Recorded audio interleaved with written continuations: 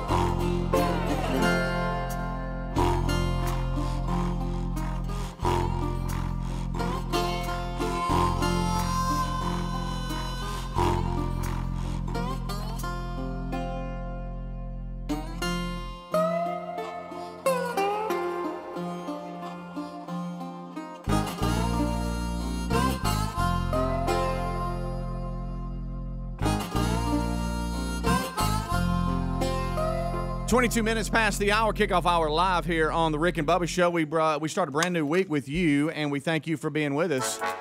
It is a charity charge today. Grace Klein Community, we talked about them last week when we issued last month's charity charge check, and we mentioned that today would be the charity charge for March, and so today's the day. So go out and enjoy some great food from Buffalo Wild Wings. Participating Buffalo Wild Wings will donate 10% of food sales to the charity charge each month here with the Rick and Bubba Show. And we've met a lot of great people, a lot of great charities do amazing work, and this month's no exception. So today, another great charity charge day. And I know a lot of you might be headed to Buffalo Wild Wings to watch a little bit of March Madness. It continues. Yeah. I don't know about y'all's bracket. Greg, I know you called us all weekend worried about your bracket. A lot of, unless you're just making it up in line, most did not have Oral Roberts in the Sweet 16. I got him to win the whole thing. So a lot of brackets are messed up. I mean, just shattered. And others are just like one side of the bracket's messed up. And more action today. So go out and enjoy some great food. The Tide plays today, don't they? They do. They play today. LSU's in action. Mm-hmm. So I was a little out of the loop. You know, besides the Rick and Bubba Challenge, which my boys participated in, JC also made a separate one that was just the family. And we're all raising on Terry because she's the only one that didn't fill out a bracket. And so we keep asking her how she's doing. And whoosh. Now she's claimed that she's part of my bracket, so it's mom and dad against everybody. Okay. How about Amanda filled one out and forgot to put the final score at the end and submit it. Oh, really? She went all of that trouble and then didn't. No. So, but I'm not faring too well. I want to say I'm like around 68 to 70% right now. There's been some big upsets. Mine's still perfect up to this point. And there always is. But I know you watched a lot of action this past weekend, didn't you? I did. I got caught up in it. I got caught up in it. I guess I started getting caught up in it Friday night. We actually went to Gadsden, saw my parents. We have not seen my parents. We have not seen Mac Daddy and my mom since Thanksgiving. Wow. How about that? Really? Wow. Now, Christmas, we saw them from afar. They dropped some gifts off, and but we haven't actually. Is that when they dropped and left? Yes. I mean, we did normal Thanksgiving stuff, but then Christmas, they shut everything down and said, look, and I understand that. And they said, hey, look, until we get the vaccine and everything kind of starts getting back to normal, we'll just Zoom and FaceTime and all that. Yeah.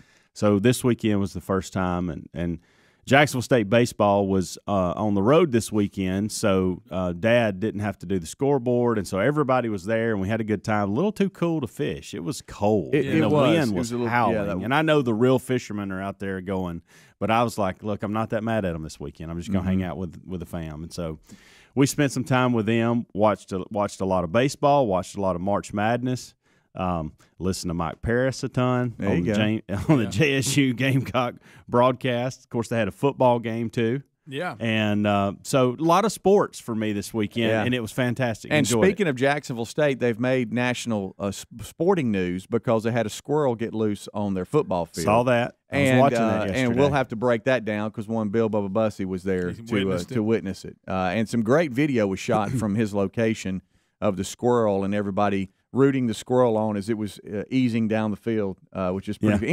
Anytime an animal can get loose on the field, it's gold. Yeah. A squirrel or a cat, and and they're kind of think about the journey, how it got in there. I know. Obviously it was outside in the tree. Yeah. He has to get through the gate. Get up. To the field. Get on the field. And a lot of things had to fall in place. Do you think the squirrel used your method and walked in backwards? I think he did. Yeah. Bushy tail. Yeah. But hey, it's bad enough there's a squirrel running around back here in the stadium. Yeah. He got on the field. He went through the tunnel. Yeah. He was out there. Nobody ever saw him until he got out there. Back to the madness of March. So I thought Loyola, Chicago. Remember are they the Ramblers? I don't know. Anyway, they're the ones that beat Illinois. Right. And you remember the old lady that's I thought she was she dead. I thought she was, Greg. I'm gonna be honest. I thought she's still in a wheelchair up there screaming and hollering, and yes, she's still all into it. Really? She's at least 100 now. Tournament. See, I thought I do that remember too. her going nuts. I thought we did a story about her today. I did too. I really did. I completely forgot about her until now. She is still, and her energy is unbelievable. Of course, you beat a #1 seed. Her energy, she is. She was cheering for the other team, and they had to tell her. Besides that, they corrected her a couple of times. No, ma'am. We're in the got caught up in that You're game. on camera. Got caught up in the Houston Rutgers game. Yeah, I don't know why. I know why. There's a kid for Rutgers. His dad played for Phi. You know how he loves these Phi stories. Slamma Jamma, so with Houston, and so he's wearing his dad's number, but he's playing with Rutgers, and they're playing against each other. It was just a good story. Every time I hear Rutgers, even though it's the female basketball team, I think of the Don Imus thing. I do too. I'm like, oh, I know. I do too. Was caught off guard with Arkansas winning. Yeah, Arkansas's coach. Now, Greg, I think you'd think he's a bip, but hey, they're getting it done. Maybe Texas Tech. They did. Yeah, a kid missed a layup at the end that would have tied it. I hated it for him, but and then Oral Roberts. The story of Oral Roberts is crazy because they beat Ohio State and then they've turned around and beat Florida. And Greg, you got an Oral Roberts story we forgot all about. Yeah, I know. And you remember when Oral Roberts himself put himself in the tower and said, "Raise $1 million, or God was going to take him." Y'all remember that? Yes. That's what I think of when I hear of Oral Roberts. Wish they had a different name, but besides that, another thing I didn't know. This is Arnold Roberts. Arnold. Okay. Yeah, you wished it wasn't Oral Roberts. I do. It just makes me think of a dentist. Syracuse beat West Virginia. Really wasn't supposed to do that. And Boeheim, who's been there forever. What? You know, the coach Boeheim's been there forever. He's like 76. His son plays on the team, and I think his name's Buddy Boeheim, and they call him. Hey, he can shoot the lights out of it, and they call him Buddy Buckets. Buddy Buckets can fire it up there. He's fun to watch. So I got caught up in it. I really did. It was fun for me to watch. Boeheim, he seems like he would be kind of like always serious and stiff. Yeah. I'll name drop here. I was able to play with him one year at Regents Tradition, and he was actually a blast. Okay. Did he bring buckets with him? Buddy Buckets?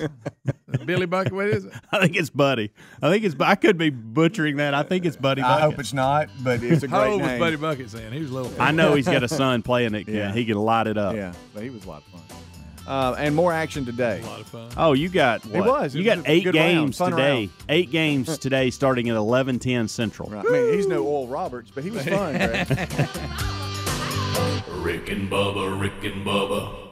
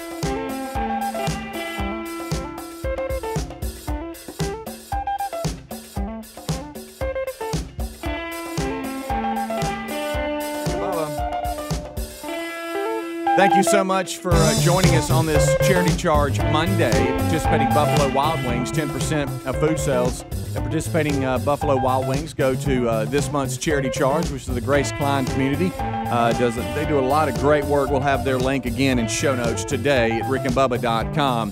Well, Helmsy, I see that you got a...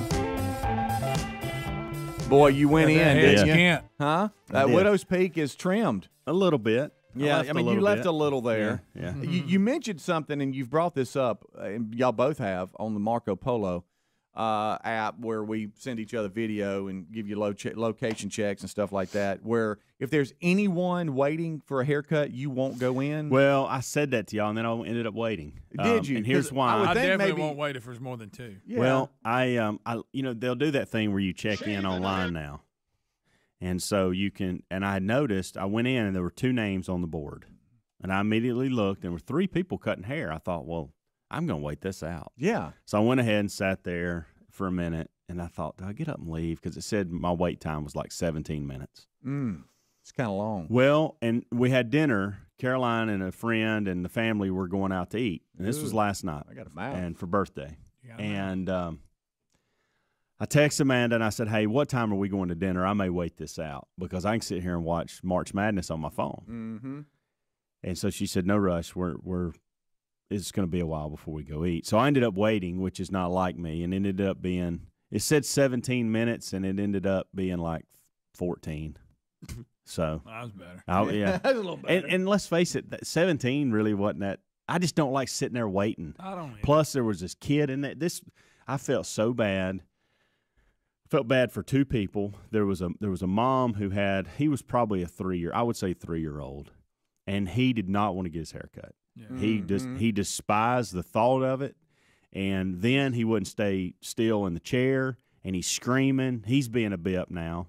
I saw one guy get up and walk out because I think he was like, I am not putting up, like, I didn't come in here to have to hear this kid scream the whole time. That's just what I could see him thinking when he left. You thought, good, that's one less person I got to wait on. Exactly what I thought. That's why it was 13 minutes and not 17. Mm-hmm. And, I mean, got to a point where the lady said, hey, I can't, it's too dangerous. Like, you're not able to hold him down. I'm not getting a pair of scissors or clippers near this kid the way he's jumping around and moving and screaming. And so finally that was done, and I got in there and got my haircut. You know, we got lucky with the Wilburn boys. They didn't mind haircuts. They didn't do all that. Ours have been good, but too. I think if they would have, I would have just buzz cut them. I'm not doing that. You know what I'm going to do? I'm going to buzz cut you at home, and we're moving on. I couldn't believe the things the mom was allowing to take place. I've never been with him, but Ellis is not big on haircuts. He's not. He gets it done because he'll come in and he'll be peeled. But sometimes he does. Sometimes he sits there, and sometimes he don't. I think it just depends. Yeah, it is amazing how some will just go, all right, yeah, go ahead, get it done, and some just will not do it. I scream when I get a haircut. Well, I couldn't believe when you get a shave and a haircut. I couldn't believe the way the kid was being allowed to act prior to the haircut. So it made a lot of sense that he would act like that while he was having the haircut. Gotcha. Because I was kind of just evaluating, going, wow, so you'll let him do that? Oh, wow, you let him do that? And he's real loud in here. I mean, he's like real loud. I understand he gets loud, but you're not even questioning what he's doing or telling him to stop. Nothing. Or And this is pre-haircut. He's thrown that toy up against the window into some product like 3 times, and you hadn't said anything to him. Like, I don't get this. Like, why are you not saying anything to him? Yeah, and you can't just. And then you wonder why he acts like that. Yeah. When he gets his hair cut. right. Some of the things he was saying when he was to his mom about in regards to the haircut, couldn't believe. I was like, wow. So this is beyond. I'm a little scared in the chair with my haircut. No, it had nothing to do with being scared. I'm a problem no matter what I'm doing. Exactly. Yeah. That's So exactly it just happened to be a haircut. Yeah. I guess anything. Absolutely. Yeah. I think they could have been at McDonald's getting a Happy Meal, and he would have acted like that. See, I don't get that. Yeah, I don't either. The lady that was cutting my hair, she took a deep breath when they finally left. And I said, I got to tell y'all, I said, I'd have handled that a lot different. I said, the lady that was kept attempting to cut the kid's hair, I was like, man, you're handling this so well. Like, wow, well done. Hope they left you a really good tip. Yeah. I'm giving you guys a pass to really kind of do whatever y'all want to today after work. I don't know what your schedule is, but the reason why I'm giving you a pass I got to is spray some because weeds. Today is National Goof Off Day. Wow. Guys, that's pretty much our job. I mean, that's kind of what we do, isn't it? Yeah. National so goof business off. as usual. Yeah, but I'm just saying, if you get back home and I know, And I don't want to spray weeds, and I can just goof off. goof off, Really? just National Goof Off Day. I had something happen I try to do that as much as possible. this past weekend. Terry looked at me and asked the question that most of our wives ask every day, and that is, "What's wrong with you? Yeah. You know, what are you doing?" And so really every day I kind of goof off, and I've noticed that I get in trouble a lot, and I kind of pull her into little handles that I do. But today's National Goof Off Day. National Goof Off Day. I'm just giving you a pass. Do whatever you want. Absolutely. I had goof off today, buddy. You've had some, just goof off. You know, Pretty I didn't goofy. like it when it was first announced that March Madness was going to start on Friday instead of Thursday, and it was going to bleed into Monday, and we wouldn't know the final Sweet 16 until late Monday I was night. tore up about it there. So I didn't know how to react because it's tradition. I like it on Thursday, whatever.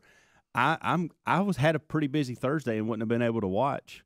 And So really Thursday wasn't goof So off guess day. what? Today's goof off day. Today's goof off day. Worked out. And when Amanda says, "Hey, you're gonna take care of those weeds," I'm gonna say, "Probably get to it tomorrow because today's National Goof Off Day." That's right. And Speedy said he didn't know what I was doing, but I could do whatever I wanted. to Do whatever you Pretty want. much gave you Or a just free pass. mix a little goofing off in there. Yeah. You know, something. So Friday, let me give a shout out real quick. Friday on the show, you guys were raising on me a little bit about going to Southern Union baseball to see the Bison host. Forgot they were Wallace State. Bison, and that is a phenomenal nickname. Yeah. And they hosted Wallace State Hansville, what JC plays for, and so I made the trip. I went.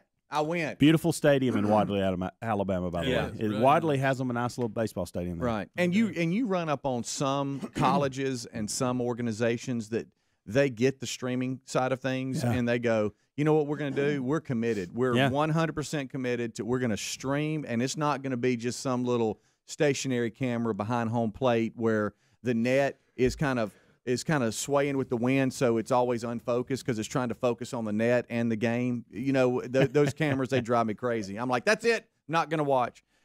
They don't do that. And so Matthew called the show late in the show Friday and said, "Hey, Speedy, we'd love to see have you come." They actually do a broadcast. Yeah.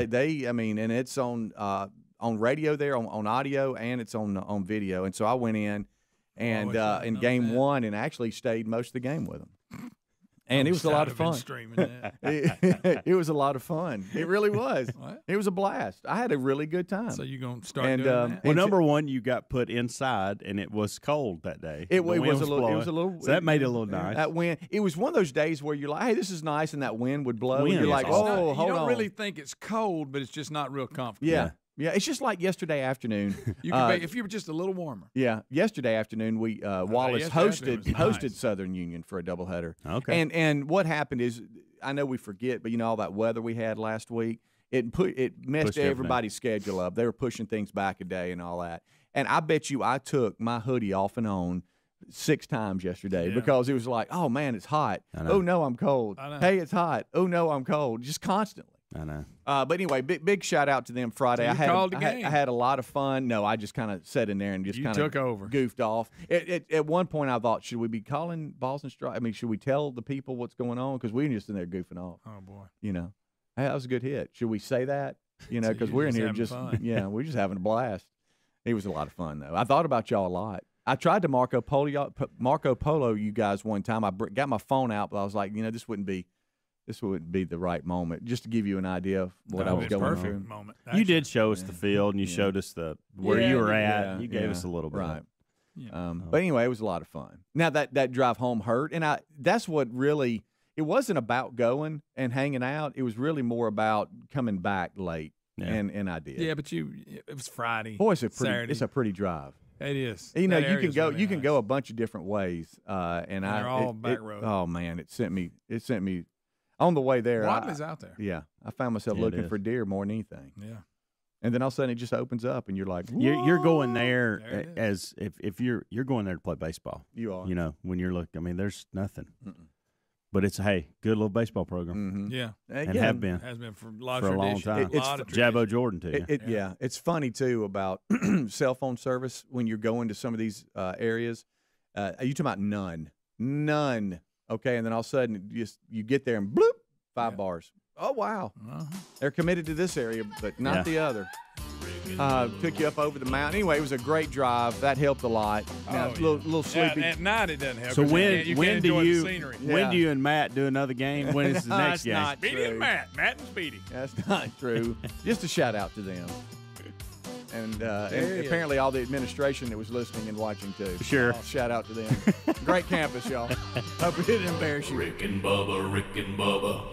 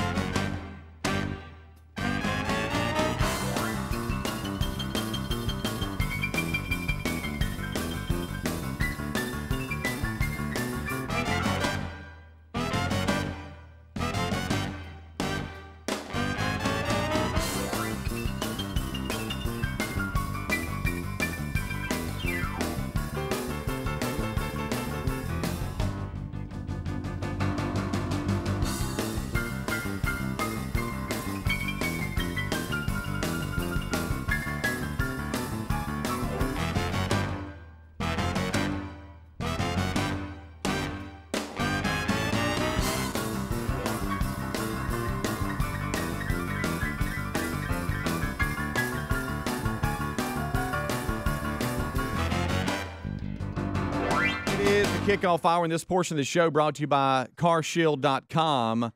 That's carshield.com. Look, if you are, if you've got a car, truck, SUV, the last thing you want to see is that engine light come on, or, oh my goodness gracious, we got bills, I want to go on a vacation, and now we got this. You kidding me? Carshield.com can help you. They protect you from paying thousands for covered repairs. So if your AC goes out, or GPS stops working, or you have transmission issues, you don't have to drain the bank account or savings because you have to pay for car repairs. What we like, too, is you get to pick your mechanic to do the work, and their administrators take care of the rest. And when your car breaks down, you'll also get roadside assistance, rental coverage, and trip reimbursement, all at no additional charge. So whether your vehicle has 5,000 or 150,000 miles on it, get CarShield. That's carshield.com. Get covered today and see why CarShield goes a little bit further. Just give them a call, 1-800-665-2157. What we want you to do is mention promo code Bubba, and that's going to save you 10%. That's 1-800-665-2157. Mention promo code Bubba to save 10%, or if you'd like to go online, you can do so at carshield.com. Just use promo code Bubba to save that 10%. You can always go to rickandbubba.com and look under sponsors for all of our sponsors. And we thank you for being a part of the show. Now, 8 minutes till top of the hour. Rick and Bubba join us at right after the top of the hour break. Today is a charity charge day at participating Buffalo Wild Wings. Well, 10% of food sales goes to Grace Klein Community. That's this month's charity. We've also got some weekend recaps, which we've done a little bit of here during the kickoff hour. Will and Meat could spin at any moment. Busy week ahead for us, and we thank you. I got the forecast totally wrong for where we live. I was telling JC last night, we saw him after the games. We were about to head back, and I was telling him about the week and stuff. And I mean, I really had me something going. Almost to the point where I said, last week's forecast? I said, you know what, you could have stopped me. I said, man, look, this week's gonna be a good week. No rain in the forecast, whatever. And he stopped me. Goes, Dad, yeah, I think Tuesday on it's supposed to really rain. Yeah. I'm like, really? So I had that all wrong. Might want to refresh it's just rain, the weather. Yeah, just a lot. You just won't Mike can't get on the field. Yeah. So ignore all those speeches that I gave you. Did you just grab that forecast out of the air? I looked at it and I thought I guess it changed. I don't know, but I was an outdated forecast. Were you looking at a different city? I guess so. I don't know what I was doing. If I've got a bunch to do today, can I swap goof off day until tomorrow? No, you can't swap days because tomorrow's another day. Tomorrow's another. Now, I will tell you this. You're grown, so if you'd like to do that, you can. But if you want my blessing, today is goof off. Well, if you're trying to be correct about it. Right. I'm telling you, these weeds have overtaken. I have neglected my front yard to a point where there's so many weeds.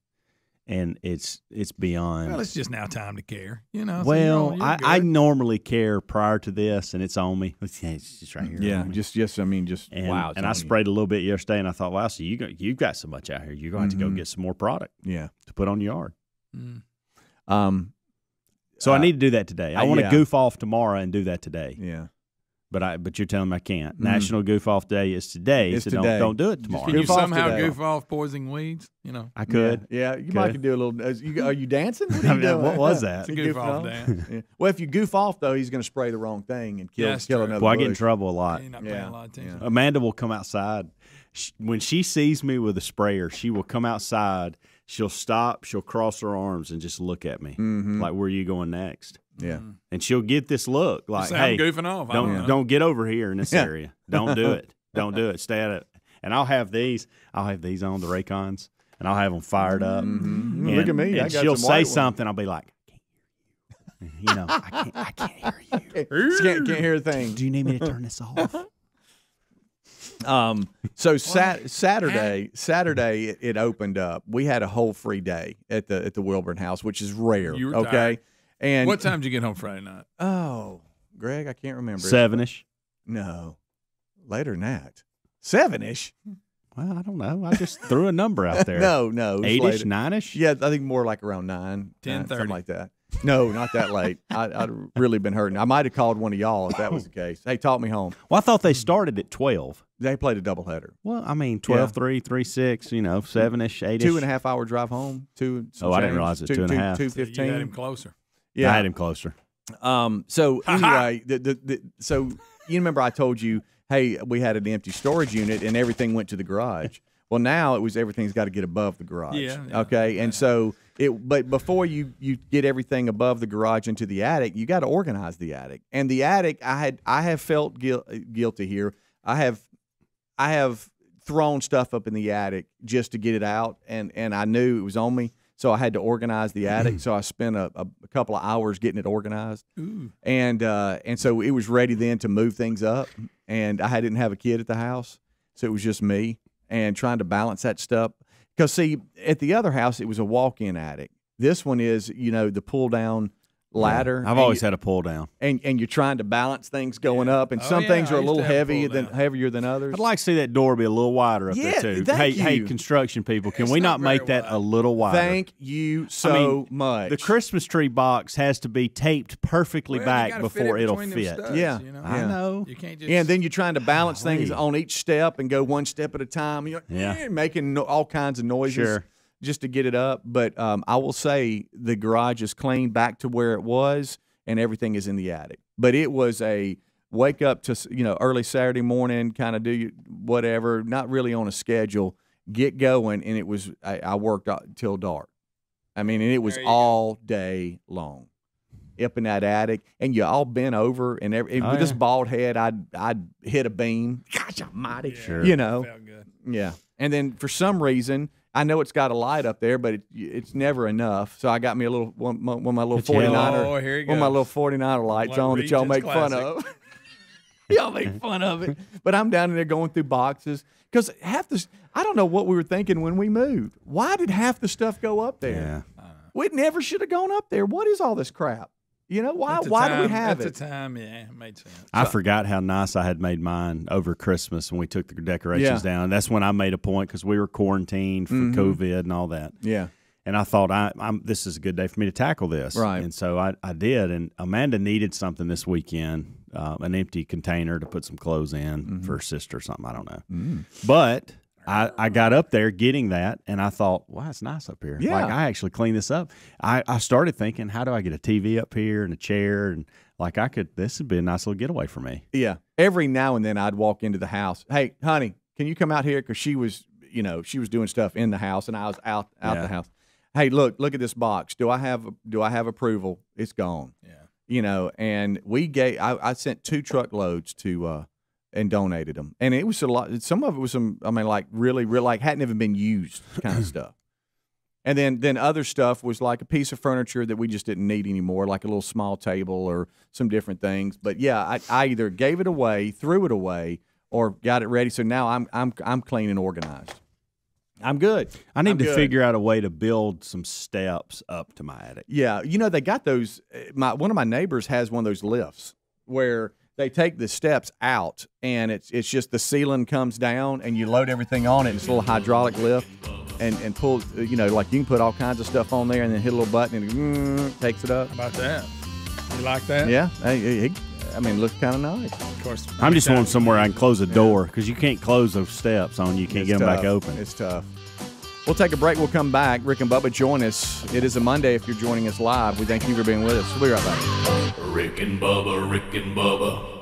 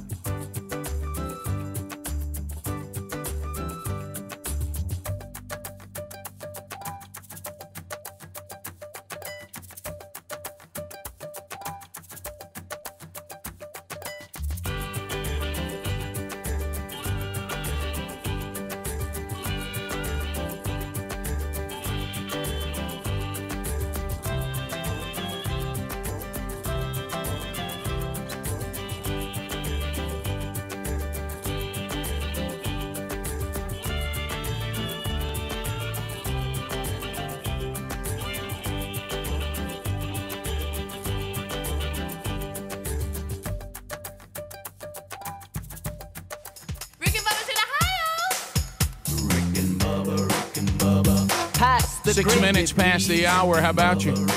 A brand new hour has begun. We thank you for being with us. This hour starts with the national anthem. Oh, say, can you see by the dawn's early light what's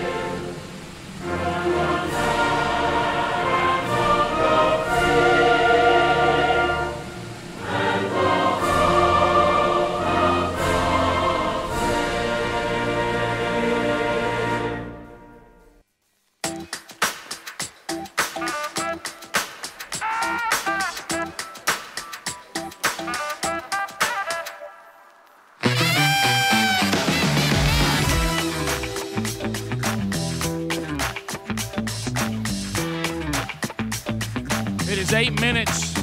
8 minutes past the hour of the Rick and Bubba Show. Thank you for being with us. A brand new hour on a brand new day, on a brand new week, and a brand new month. No, not a brand new month, but we are ready to go. Thank you for being with us. 866 We Be Big is the number. Speedy, the real Greg Burgess, Helmsy, Eddie Van Adler, Team Rick and Bubba, all here today. We'll break down the stories from the weekend, and they are plenty. Your phone calls at the number I just gave you, 866 We Be Big. And we'll keep you updated with that as well. Got a charity charge for participating Buffalo Wild Wings out of the Birmingham metro area there in Alabama. And maybe extending out. Got some new locations they're working on. But right now, let's go with the ones that are operating. If you go there today, 10% will go to Grace Klein Community, another great ministry and charity. And all you got to do is eat great food from participating Buffalo Wild Wings. So go out and do that today. Well, across the way, there he sits, the pride of Cedar Springs, Alabama. Most of you probably know him best as the silver-tongued one, the man with a golden voice, professional lunch eaters man of the year, the inventor of pizza and a cup, Shakespeare's worst nightmare, and the master of the King's English. Ladies and gentlemen, put your hands together for Bill Bubba Bussey!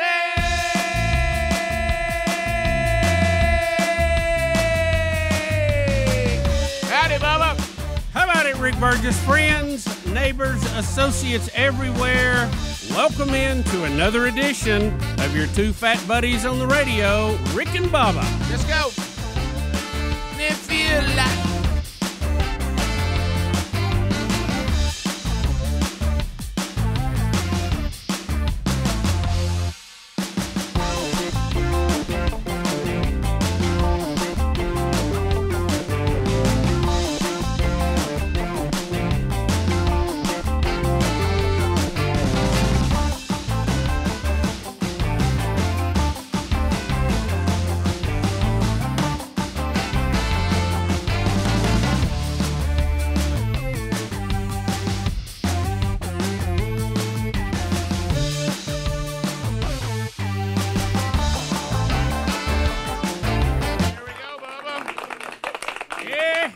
Well, we got a lot to unpack. We have got a tremendous amount to unpack. This is I started trying to even think where to begin. All the different videos and things that have happened over the weekend. All the different places that we spread out and we went. And we'll just kind of we got squirrel videos.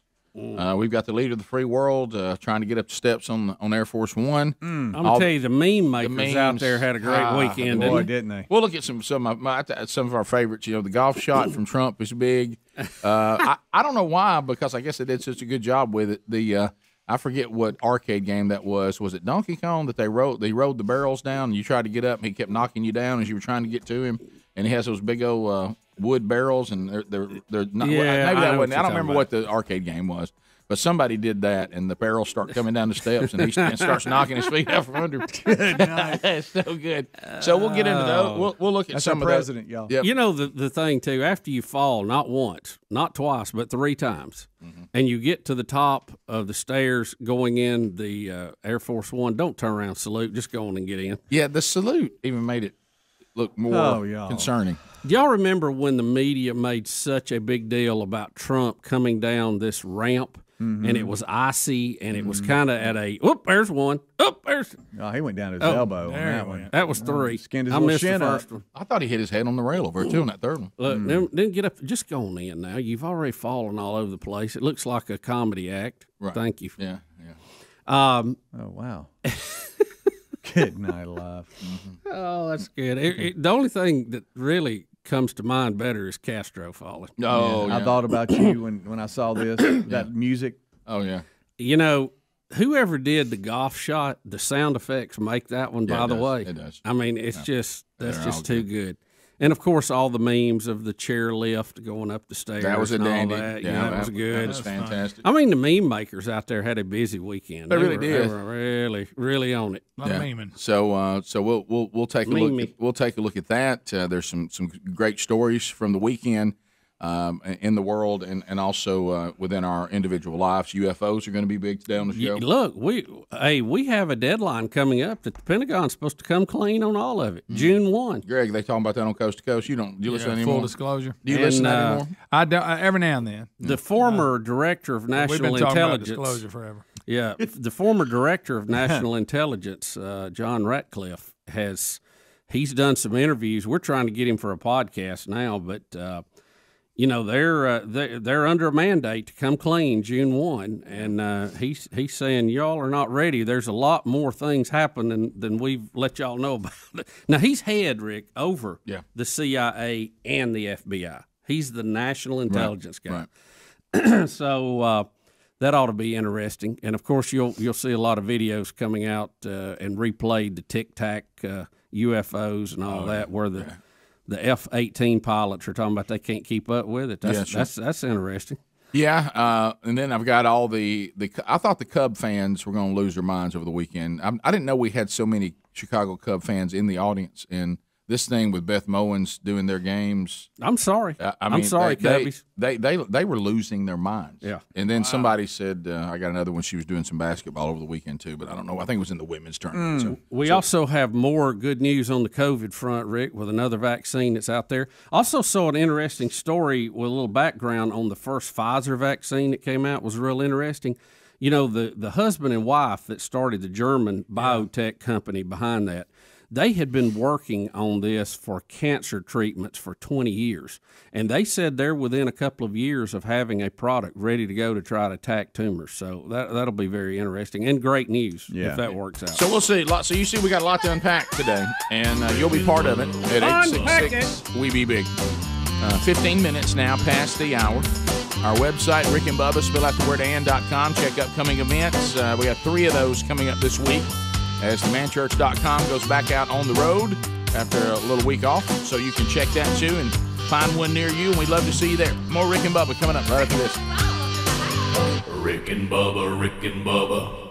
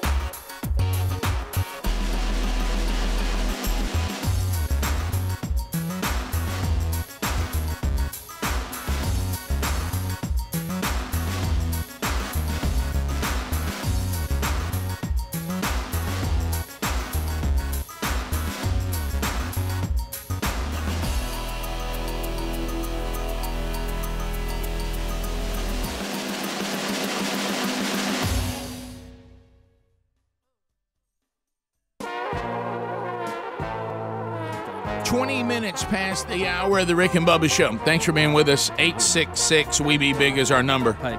Much to do going forward on the program. Willamette back in play. So Willamette could happen anytime this week, beginning today.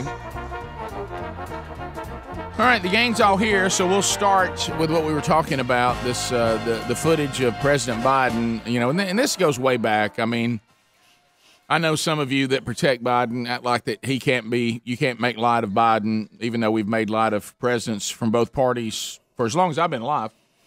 Gerald Ford used to fall all the time, too. I mean, he had old trick knee, but I tell you, I don't think this is the last time we'll see Biden. I mean, he's just so old. Yeah, I mean, presidents. He's way older than any of the rest of them. Wait, the oldest, right? I mean, we don't have. Rick, he was. Look, let me just give you an example. Reagan, to me, was showing his age when he left. Yeah. Biden was older than Reagan the day he was sworn in than when Reagan left. Oh, yeah. So there you go. And I mean, that example has always really brought it home for me. So we have, let's do the one with Trump. The guy has Trump playing golf because the sound effects are fantastic on that. So here we were playing it in the break, but here it is for those of you who don't have the YouTube option. Or you.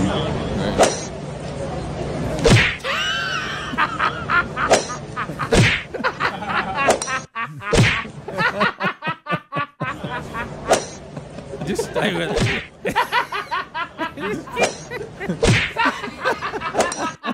Sound effects are so perfect. Sound effects are fantastic. So you got Trump swinging, ball hitting Biden, him falling.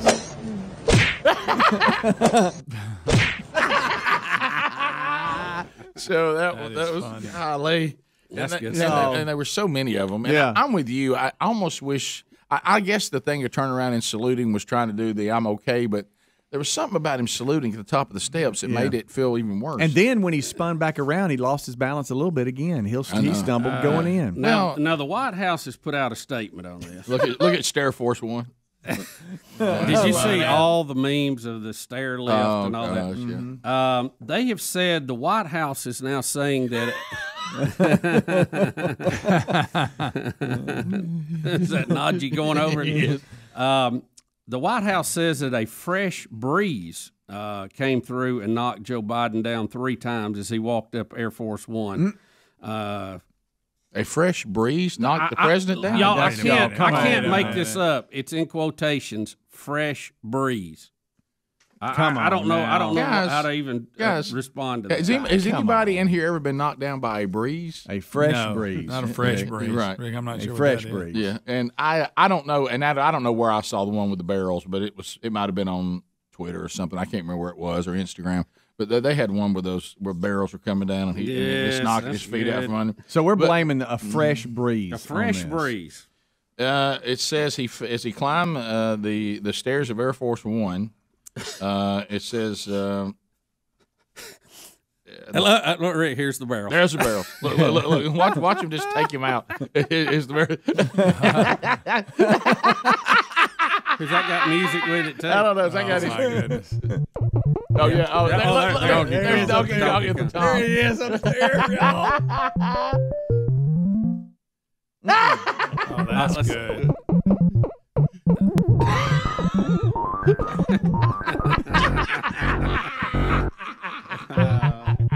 The president. Guys, a fresh breeze knocks down a grown man. A fresh breeze? Are you serious? Do you realize how hard the wind's got to blow for it to knock a human being down? A lot. I mean, it's hurricane winds that knock people down. A fresh breeze. He's not a reporter standing out there on a windy beach with the hurricane coming in. Hey, it's pretty windy outside, very windy. I almost fell coming up steps myself, said the press secretary. Okay. She said, let me circle back around with you on that. Yeah. What if you're the people in charge of coming up with reasons why he does things?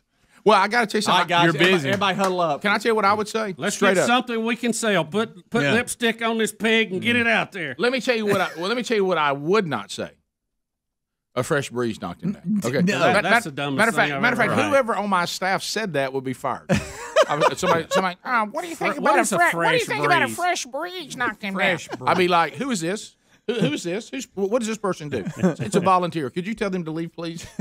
Because here's what I would have said, and this one's not that bad, by the way, because I've been there.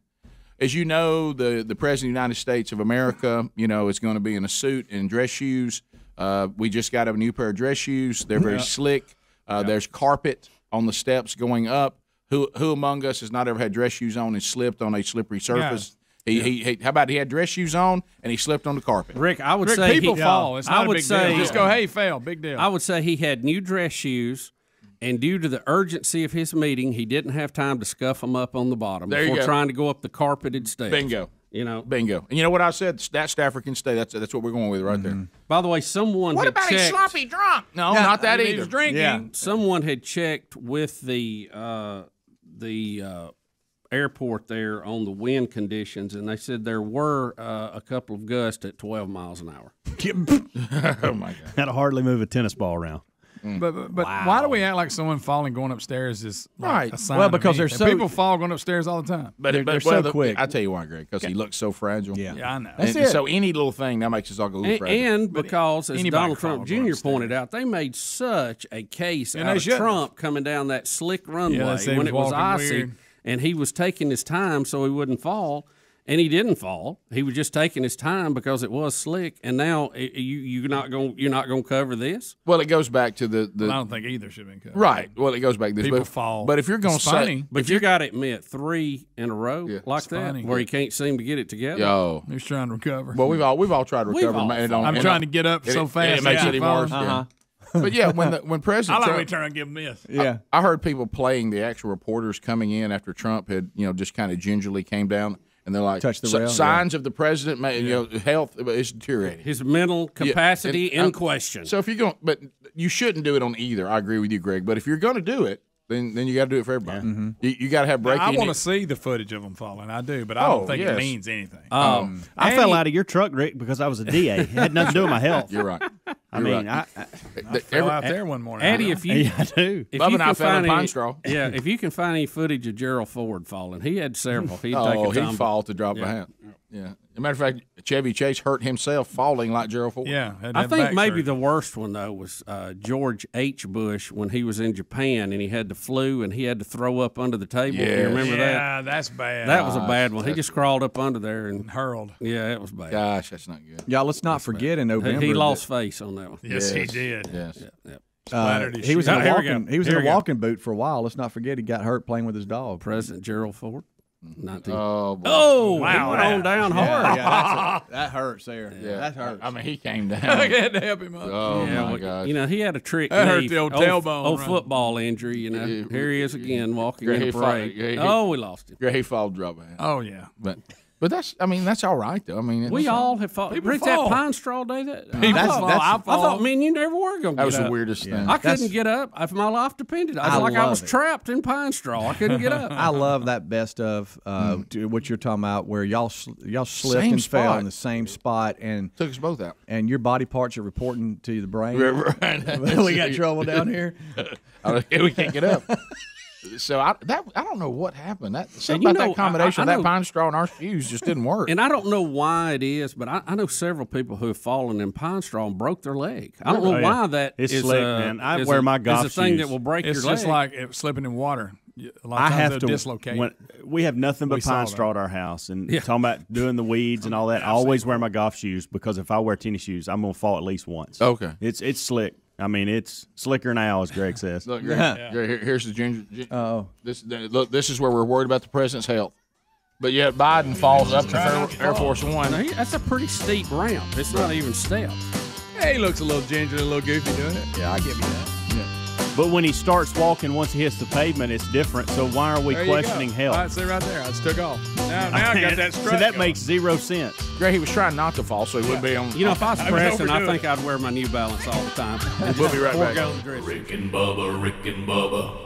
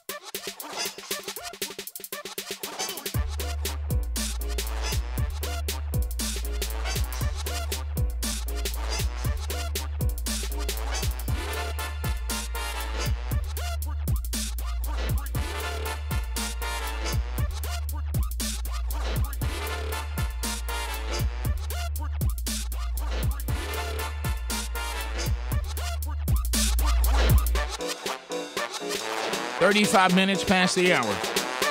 Rick and Bubba Show, thanks for being with us. I want to point you to simplysafebubba.com. Simplysafebubba.com has been with us for many, many years now. And so many of you have taken advantage of the opportunity to get you a simplysafebubba.com system. And you're welcome. You get monitored for $15 a month. You're not in any kind of contract. There's no hidden fees. You install these security systems yourself in less than an hour. Really takes about a half hour to get it done. Somebody like me, probably 45 minutes.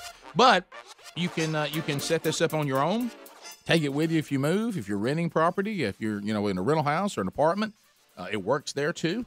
And you can get yours right now, and we'll save you some money by going to simplysafebubba.com, and you'll get a new camera to go in there with it, a free security camera, however you set it up. Know there's a camera you're going to have with it that's on us for using our URL. So make that move now. 60-day risk-free trial. If you don't like it inside 60 days, they'll refund you.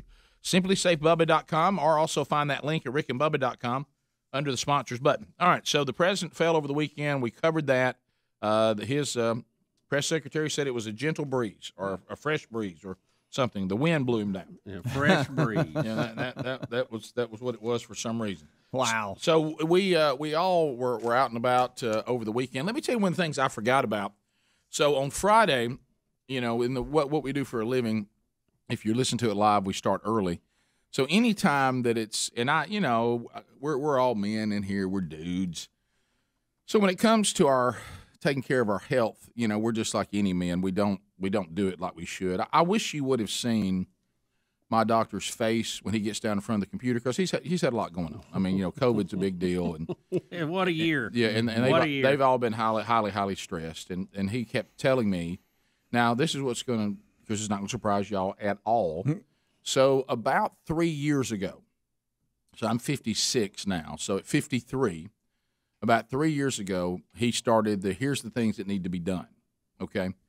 Now, our family has a genetic disposition to cholesterol, very, very high. Everybody in our family, no matter your size, whatever, everybody's got high cholesterol. So even when I lost 50 pounds, they checked my cholesterol again, and it was just as high. Nothing changed. But I didn't really want to get on these, what are they called, these drugs? What's the name? What's the category? There's statin? A name? Statin. Statin. Yep.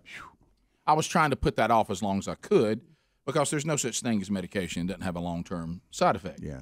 You just get to a point where you get old enough, it doesn't really matter. You'll die before the side effect bothers you.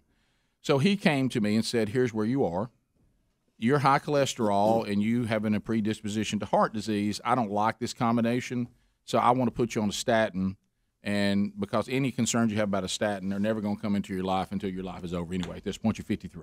Okay, you're at higher risk to have heart problems from your cholesterol than to have problems of a statin drug side effect. And I said that makes sense. Yeah. So he said, so we're going on it. Okay, so we're going, all in. Right, and so he said, of course, now we want to come back in about 6 months to a year and see if it's made an impact. Well, he never saw me again. Okay, I mean he has, that's never happened. So anyway, anyway, you got to keep eye on it. Make sure your liver's dealing with it all right. So anyway, he gets down in front of the computer. He goes, so how's everything going? I said, fine. Have we never checked to see if this statin drug has worked? And I said, no. He goes, and he, my gosh, I gave that to you in 2018. Like that. And I was like, I know. I it's on me. I said, how do you get refills, Rick? Pandemic. I just texted him and said I need refills. So and he because you're supposed to come in when there's no refill, but he just gave me some more, And then of course I hid inside the pandemic, nobody could touch you then. Anything you asked for, they had to give you. Because they didn't want to see you. So anyway, he says, well, we got to do full everything today. And he goes, and then he's sitting there and he goes, and good news is, he goes, I'm going to check your PSE He goes, we're going to do that by blood, though, not by the finger. He goes, thank goodness I have to go through that ridicule again on the show. like that. He goes, you realize that y'all had people everywhere I went looking at my hands? And I started laughing, and I said, yeah. And he goes, and I said, and I also remember your line. I said, when we're all complaining about it, you looking at me as you put the glove on and say, you think this is a party for me?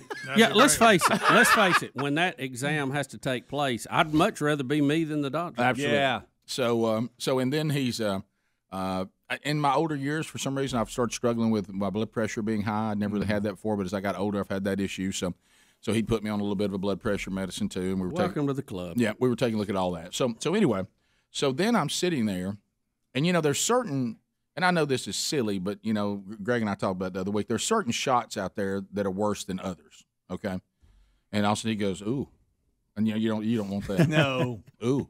I said, what's it? Can I guess? Your tetanus shot's out of date. Yeah, he goes, tetanus is out of date. And I said, that ain't no big deal. He goes, no. He goes, Lockjaw. He goes, if you're going to be down at the farm and you hunt and fish and those hooks and all that, he goes, no, you can't walk around with not be an update on tetanus. And I said, he goes, so they love the tetanus. That's a thick one too. Oh no! And then he goes, "Go and get your tetanus shot." And I'm like, and then he was going to do the heart calcium thing, but he said they might be able to do it today, but they weren't. They were like, well, we can't do it today, but we'll call you and we'll bring you in for that. So anyway, it was just all the getting everything done. So I'm sitting there, and he goes, all right, well, let's get all this done, and I might be able to get you some of the stuff even at the end of the day today, but if not, I'll talk to you next week. I'm going spring break, whatever. Okay. So all of a sudden, the tetanus shot comes in, and that one's always been kind of a rough one. I think I need one. It's behind. Yeah, probably so. Yeah, I mean, it's one of those things you don't really think about. Yeah, I hadn't had one since I've been here, and I've been here for 13 years. Well, yeah, then 10 years is max. Yeah, buddy, you need one. Mm-hmm. So I need a tetanus. You don't get that job. Have y'all ever met anybody with lockjaw? No, never even heard of anybody. No, I haven't. I think they're making it up. Hope you don't step on a roasty nail. Yeah. But anyway, well, you got me with the fish hooks because I'm constantly getting poked. Well, he said you're down at the farm. I said, yeah. He goes, there's all kinds of things down there that can cut you and all this stuff.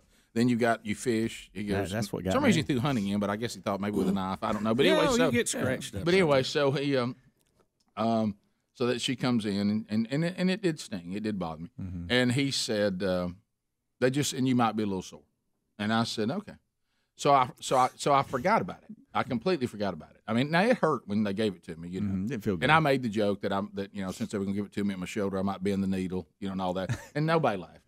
And of course, what you always get I mean, if you're Bubba and me, there's no visits. There's never a visit to the doctor that they don't want you to lose even more weight. Now you're doing pretty good on your weight. Of course, I mean, not where I want you to be. I know.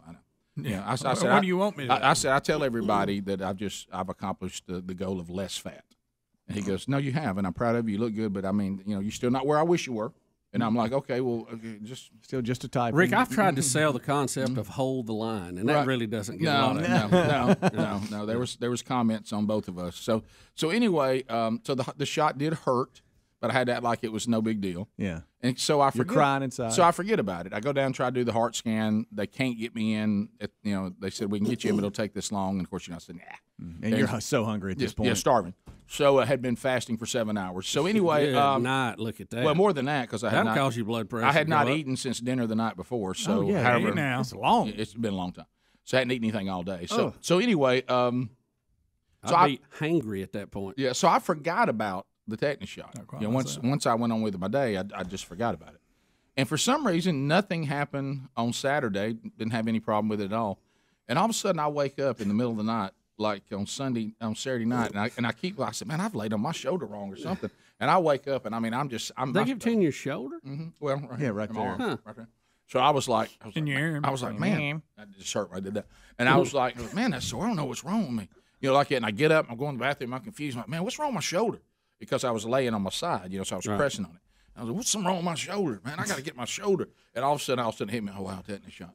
And then it just popped in my mind like in the middle of the night. Well, now all I can think about is how bad my shoulder hurt. Now I'm big guy laying there going, now my shoulder's throbbing. So it got pretty short. Mm-hmm. But I got the good news. I got the blood work back, and all the blood work looked good. Okay. The cholesterol is back in in the excellent category, so that's good. Awesome. So it's working. Better living through pharmacology. Yeah, PSE, no issue there, so that's awesome. good. I was glad of that. Liver stuff came back good. You realize in my life I'd never had a good lipid area, never. Now, never in my life did they on the blood did it say lipid excellent, never. Mm-hmm. And so it was weird to see that. Yeah. Well, here's the good news too on the statin drugs.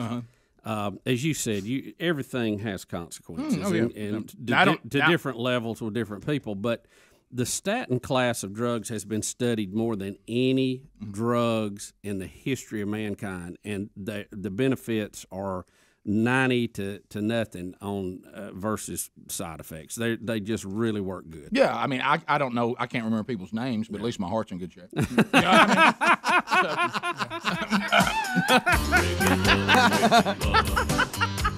All right, so and too, but the other side of that is by the time most people need statins, they can't remember names anyway. No, you're right. How quick did you eat when you left? Real quick. Yeah. And I'll even put crackers in the truck so I can eat in the parking lot. We'll be back 15 minutes to the top of the hour. Rick and Bubba, Rick and Bubba.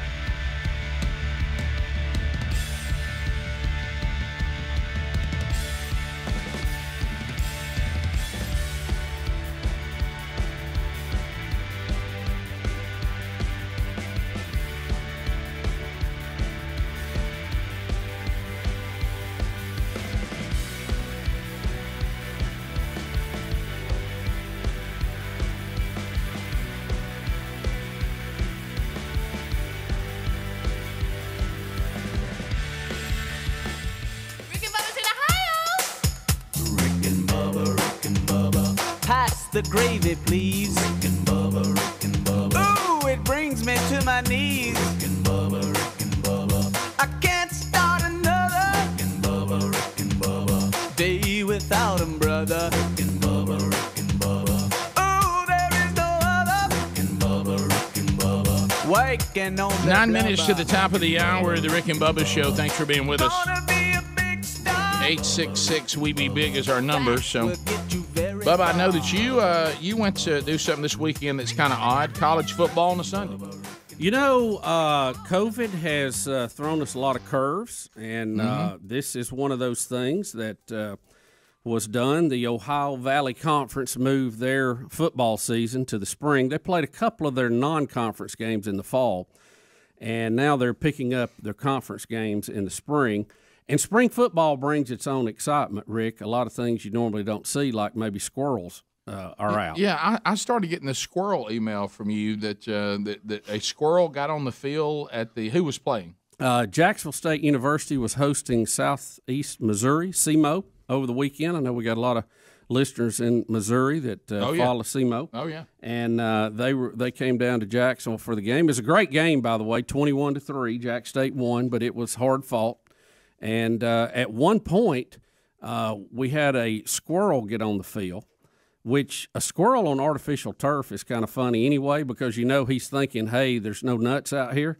And he's on the field, and they actually had a timeout while the squirrel was spotted during a timeout. They didn't take a timeout for the squirrel, but we got to laughing at the squirrel because, you know, they're erratic in their movements. And we wanted the squirrel to sneak up on the referee and scare him, but the back judge actually saw him coming at one point. And but then the whole stadium sees it. The band's getting into it, and everybody's cheering the squirrel on. And it's like they delayed the players coming back out for just a second while the squirrel worked his way down the field. Well, he's clearly checking that artificial grass, and there's nothing there. Yeah. So You see, the back judge there spots him finally, and the other referees, and they're just watching him. Photographer Stephen Gross is actually hurting him at one point. So yeah, because I bet Stephen had some good pictures. Yeah, right now the squirrel looks like he may not leave. Somebody needs to push him. Somebody needs to start getting behind him and get him heading in some direction. Well, of course, anytime he starts moving towards somebody or something, the crowd goes wild. The players are now cheering on the sidelines.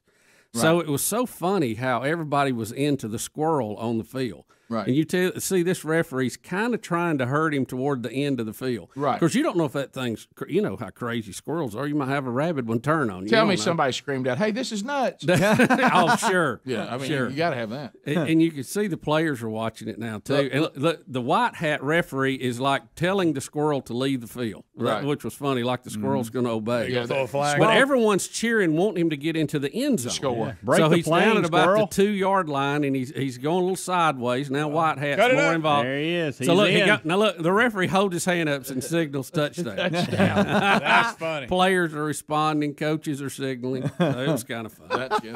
So, there you go. Good highlight. Mike Roberts shot that video. It's Thanks, really Mike. good. Yeah, that was really good. So that was you had that going on this week. Was it weird to watch college football on a Sunday afternoon? Yeah, it is a little weird, but you know, it's working for us right now. You know, that time works out, and it was cool. It wasn't hot this weekend, so it had a little fall feel to it. Yeah. But you know, they're going to finish up. They got maybe 3 more games, and then what I call 1AA. What is it? Bowl. What's their Championship FCS series? FCS. Championship series. Yeah. They're going to have their playoffs, so we'll have a playoffs and a national championship. What in May? It'll go up until about May, middle of May, if they go to the championship. Wow. Hot then. Yeah. Got to laughing really hard over the weekend when somebody sent me a picture of the Rick and Bubba March Madness bracket. And sitting there at number 21 is Bubba's butt. Yeah. That's funny. That was funny. Sitting there. And then Bubba's butt. Somebody called their bracket Bubba's butt. That's which great. was That's fantastic. funny. So, of course, I understand that. I don't know what's going on because I haven't watched any of it, but I understand there's a lot of panic in bracket world over the weekend. some upsets. And don't we have that pretty much all the time? And Well, it seemed like which it was makes it good. Not to this level. Yeah, it seemed like the brackets were wrecked earlier than normal this year. Anybody that says they're doing really good is lying. Yeah. I don't think there's one person. With Anybody that says they're doing good didn't have a clue when it started. No, they really didn't. That's true. That ought to tell you something. Those have the best chance if you don't know. Greg's favorite, Oral Roberts, is the Cinderella of this year so far. Oh, Greg. They've knocked 16. off a number 2 seed and a number 7 seed. Wow, Greg. Yeah, they beat Ohio State and Florida. I mean, that's pretty impressive to beat those two teams. Yeah. Oral Roberts has put out a statement that if they don't win it all, God's going to kill him. Call him home. That's so good. He's in the tower. Yeah, he's in the tower waiting. Y'all remember that, don't you? Yeah. It worked. Yeah.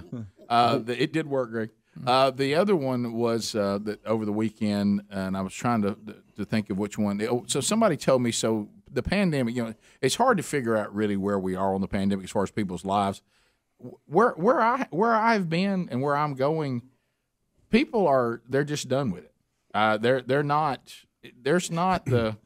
There's not the. Rick, I've walked in a couple of places. I had my mask on around my neck, ready to pull it up. Yeah. And I thought, I'm gonna do what I need to do and follow this because it's gonna be over soon, just another few weeks.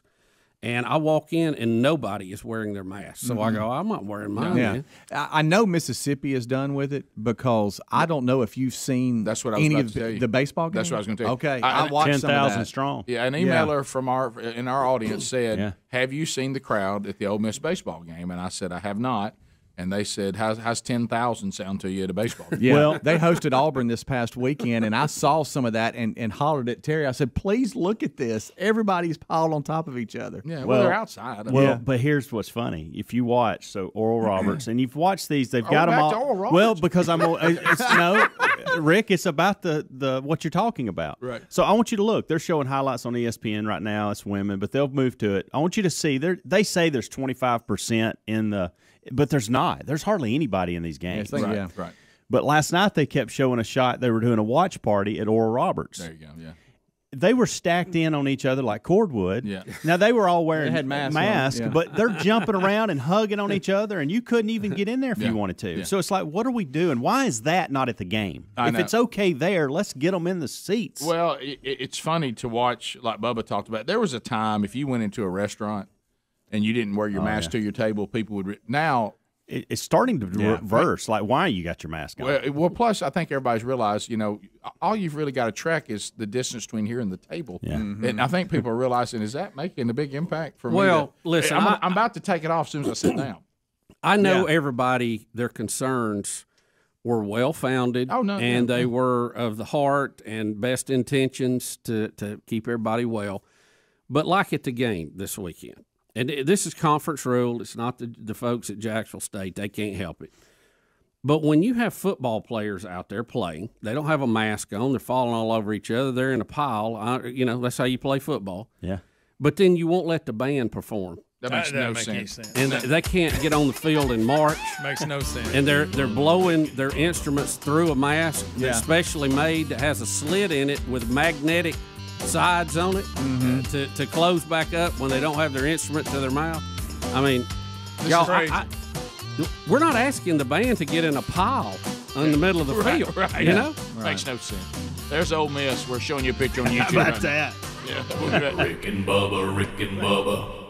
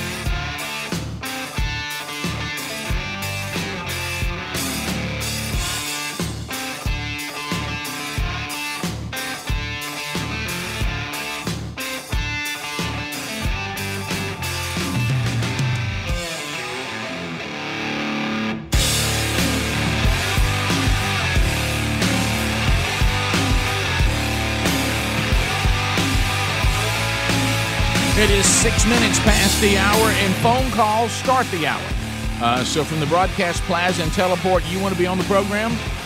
866-WE-BE-BIG. And Harry Murdahl standing by ready to take your phone calls. And there's lines available. We'll get you lined up. We'll get you ready to go. We'll ask the question from the weekend, what is on your mind? We've broken down a couple of things that we did over the weekend and kind of gave you a little look there.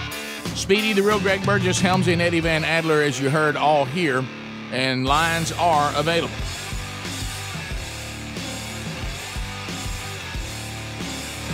Also, Bubba's back coming up today, participating Buffalo Wild Wings locations. It's another Rick and Bubba Buffalo Wild Wings charity charge benefiting Grace Klein Community.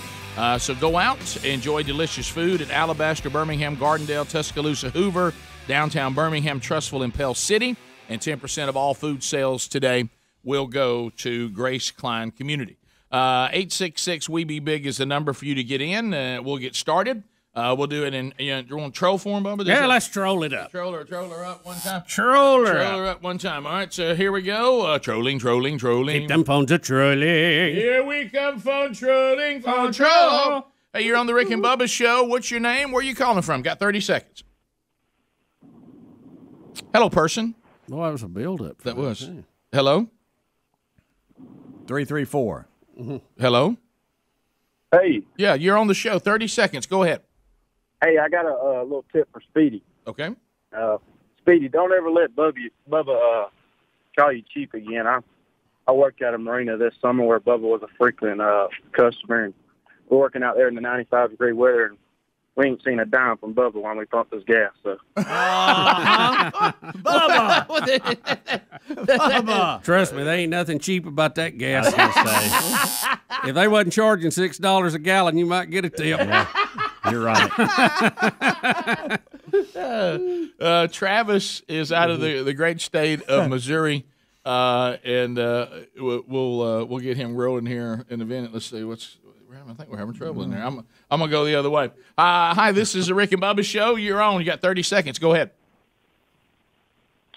Good morning. Hey, buddy. Go morning.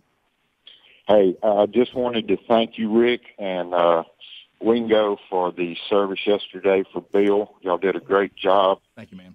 Thank you for offering time for salvation. And I understand there were a few people that come to know the Lord yesterday, and just wanted to thank you for a good job. Bill would have been real proud of you guys, and we all love y'all. Well, thank you, man. It went well. Y'all remember we had the memorial service for Bill Searcy, who you've heard on the show, and has been one of our speakers for themanchurch.com, and we've gone out and done events together and have just been great friends. He did go on to heaven, and, Wingo got up, and we had it yesterday. I also want to thank Valleydale Church. Bill was buried, his body, in South Carolina. But he had so many people he was connected to in Alabama for playing for Alabama and living in Alabama. My church, Valleydale, said, hey, I asked them, can we do it here? And they just could not have done a better job hosting. That was very kind of them to do that. And Bill Searcy really gave Rich and I in his final days here on earth a very straightforward, this is how I want my service to go. I want you, Rich, and you, Rick, to preach the gospel. And then he put his oxygen mask back on, and he just took his hand. He said, and that's it. Mm-hmm. And so the rest of it, we just had to kind of make up. But and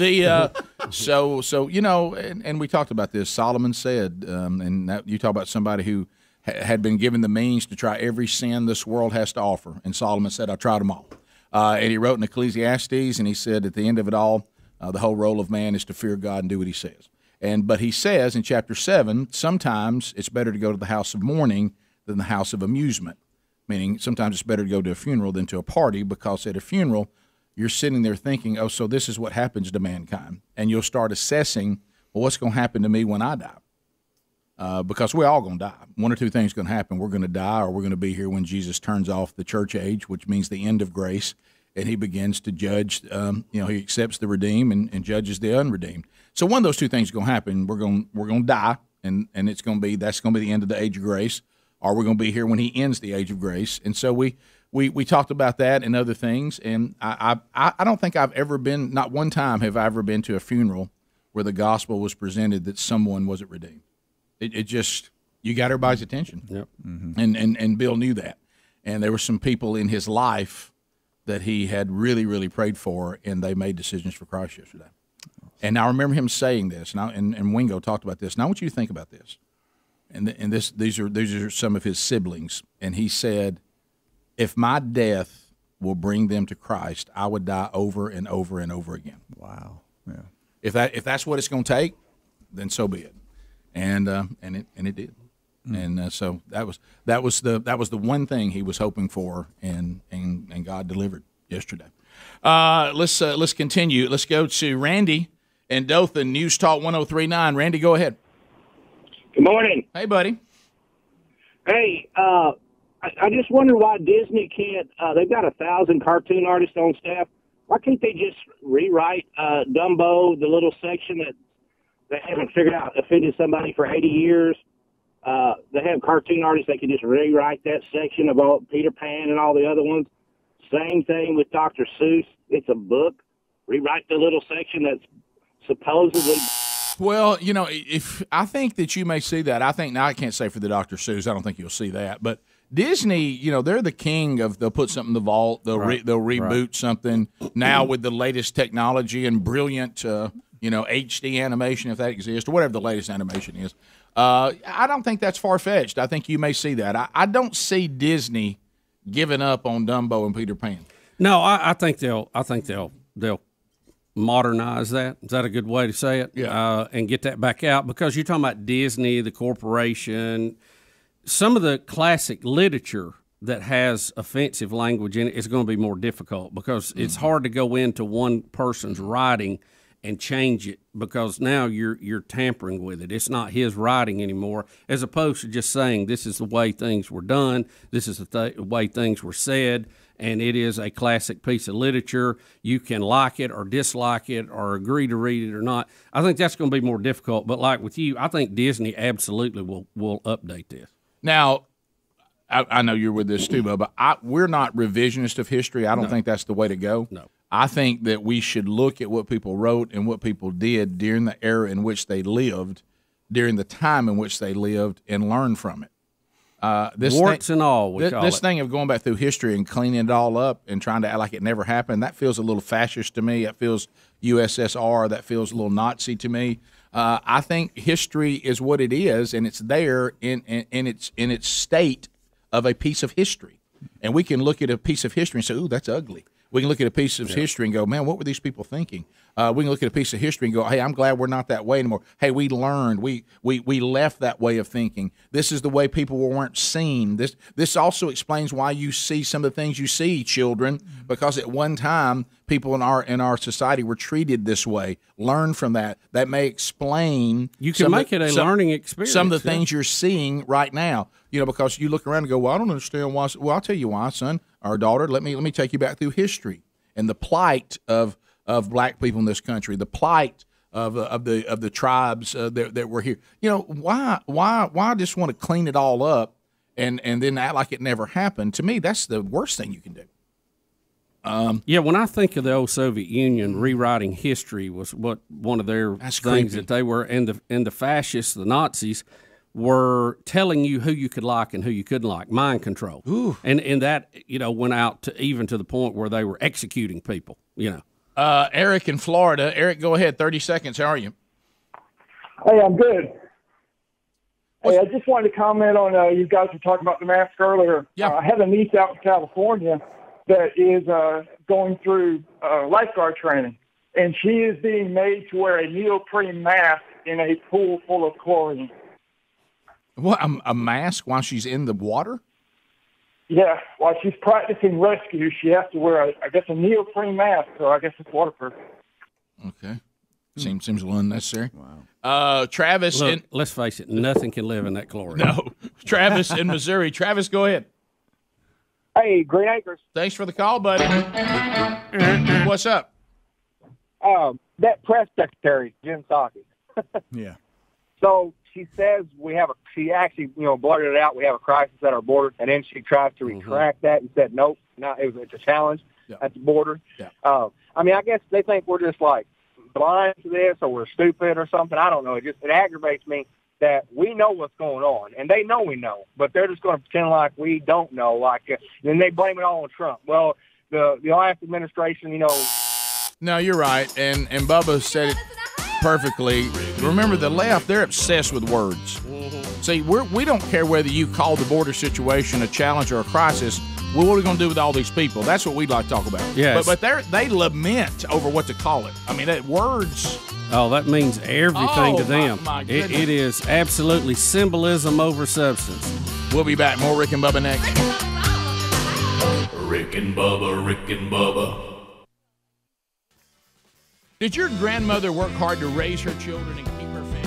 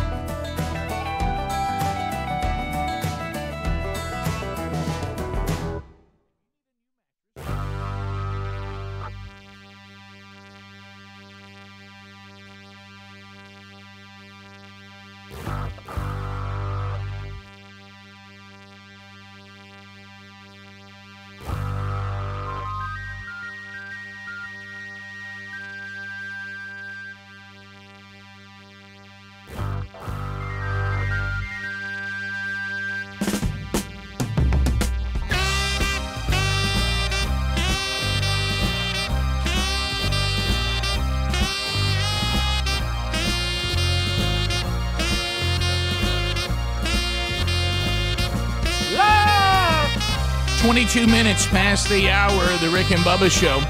We'll get to more of your phone calls coming up momentarily.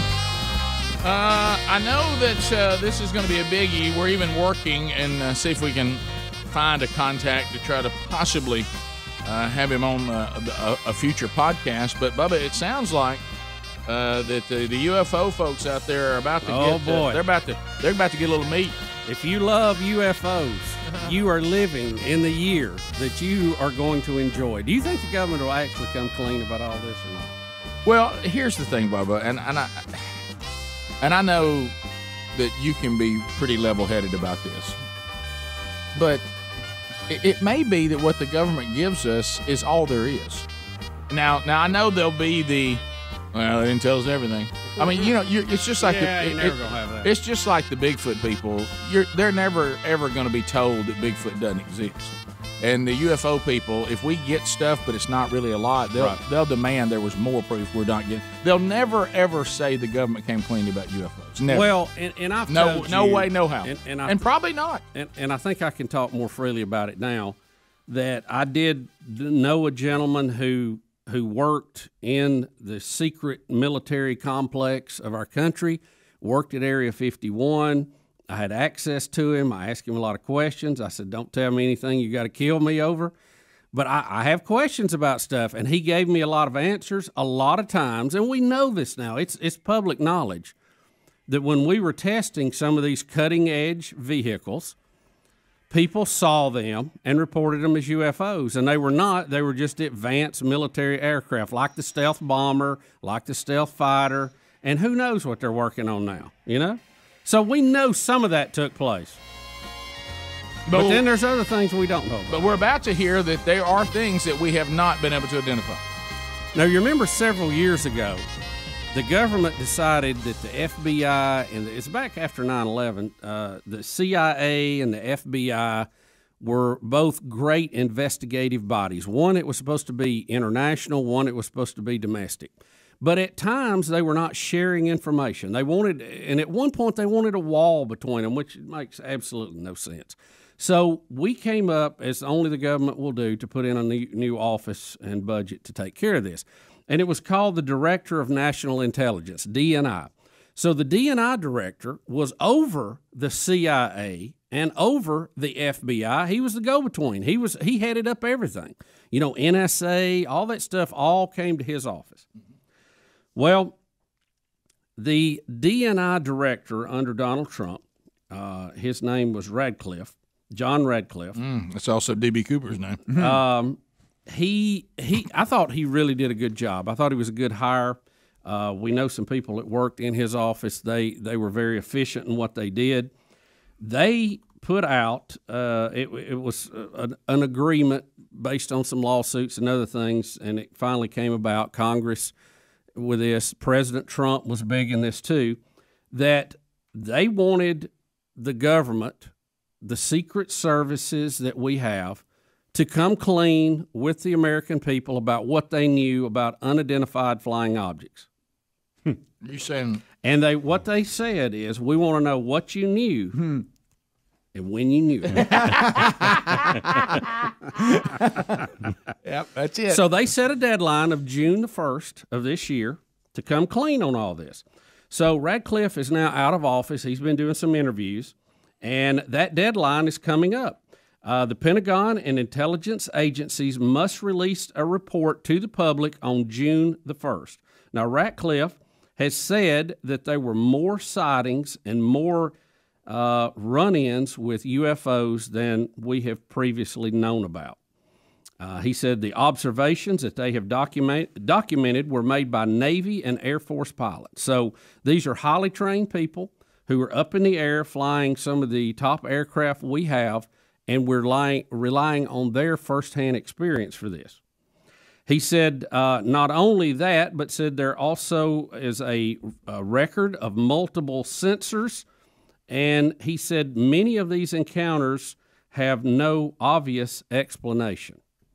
So in other words, we have not only the pilot's firsthand account, but we also have radar data from the planes, from the ground, satellites, And he said, quite frankly, there's some things that we can't explain that we have seen over the years. One, he mentioned several things. UFOs that appeared to go from standing still to supersonic speeds without creating a sonic boom.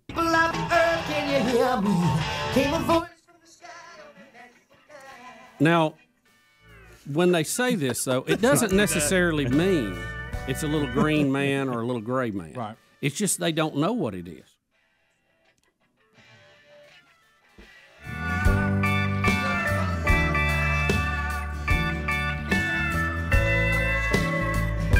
Now, Rick Ratcliffe also has said publicly when he was in office that he thought it was in the public interest that more of this information be made available. Yeah. So, I mean, if in UFO circles, this guy is a hero. I mean, they may put a statue up to him out in Roswell somewhere. So what is he trying to tell us, Bubba? Well, he's saying a lot of these things have already been declassified, and he said under our guidance that we were under, more and more will be declassified for this big report coming out June the 1st. He said when we talk about sightings, we're talking about objects that have been seen by Navy and Air Force pilots or have been picked up by satellite imagery that frankly engage in actions that are difficult to explain.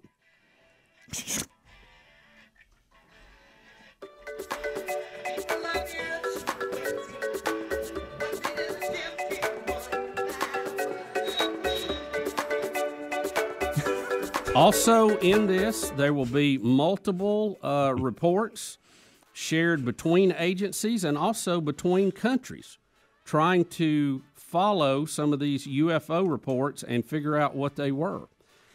This was all really came to a head when the Tic Tac video, the so-called Tic Tac UFOs, was made public a few years ago. It actually happened back in 2004.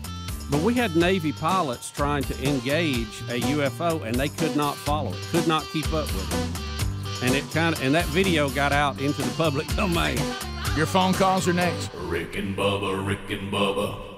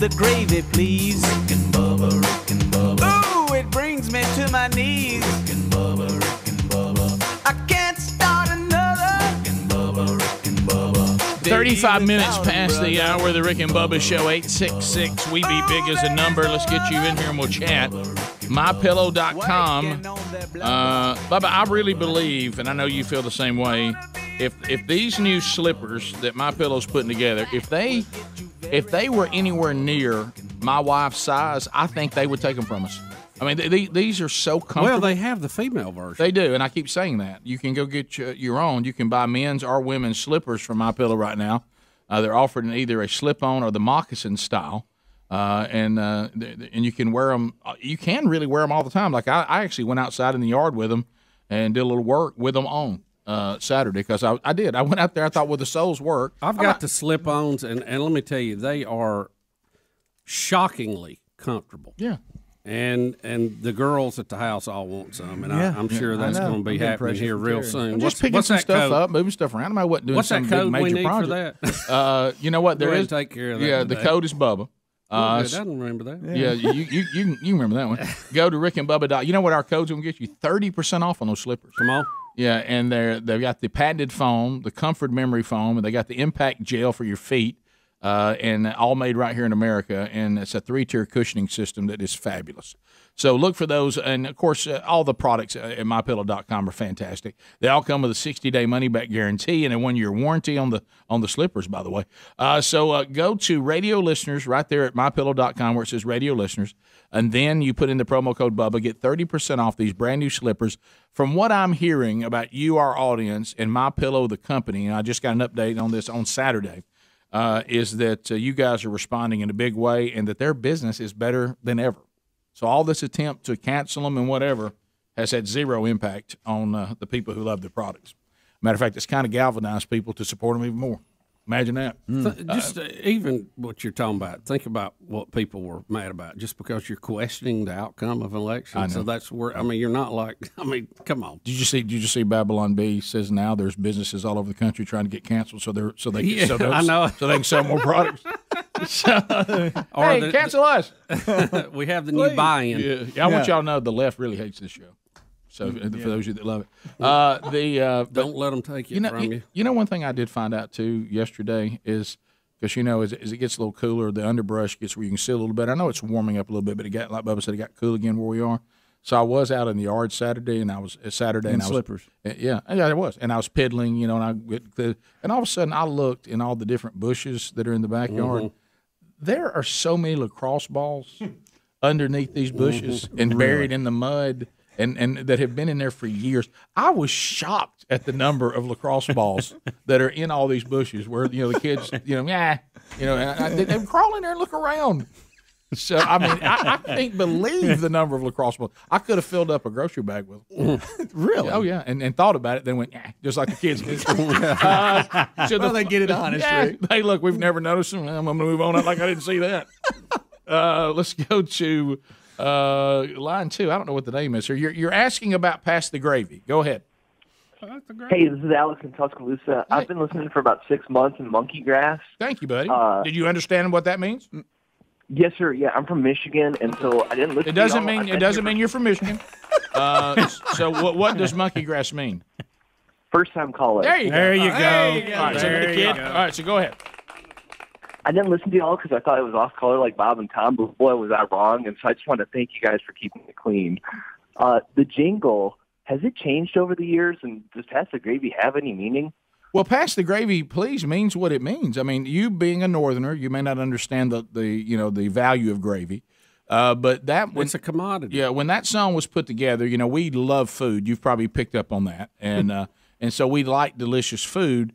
So the song is talking about some of the things that are said on the program, and in the South, it's common to look down the table to someone that you love and say, "Pass the gravy, please," meaning that you give the gravy over here for me to enhance the food that I have in front of me by adding delicious gravy. Rick, it's its own food. Yeah, so it's really just a comment that is common around the table, and that all that song is saying is they appreciate food, so they pass the gravy, please. Is a phrase that indicates that.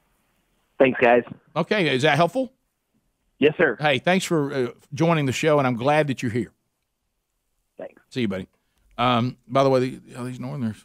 I know. I got emails again over the weekend. They're moving here. Yeah, packing their bags. As Rick. long as you don't bring your worldview and stuff here. That's right. Leave your loser politics behind. Yeah. Yes. And I think that y'all are leaving there because you don't believe these things, right? Right. So Correct. to come here, Well, if you do, why are you leaving? Well, thank you. Huh? John, Cause and effect. Well, you don't want them to have that John Kerry mentality.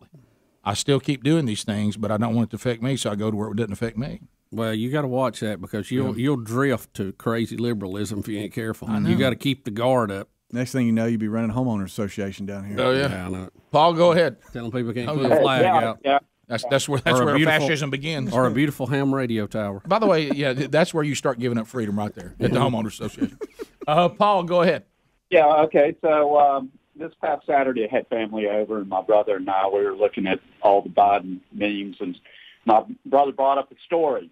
Putin challenged Biden to a stair climbing contest, and when the starting gun went off, Biden went the wrong direction until he was corralled by his handlers and sent the right way. And they had a big picture with Putin at the top of the steps and Biden laying at the bottom of the steps. It's pretty funny. Yeah, didn't Putin put out some straight up challenge? And that's what Oh, this yeah. is being Debate. based on. Yeah. He wants to Wanted to debate debate Biden. him. Can you imagine? Because Biden called him a killer or something like that. I don't know. I might have that wrong. And then you're Putin right. did the worst thing you could do. He wished him good health, which means look out for sticky gel on your back.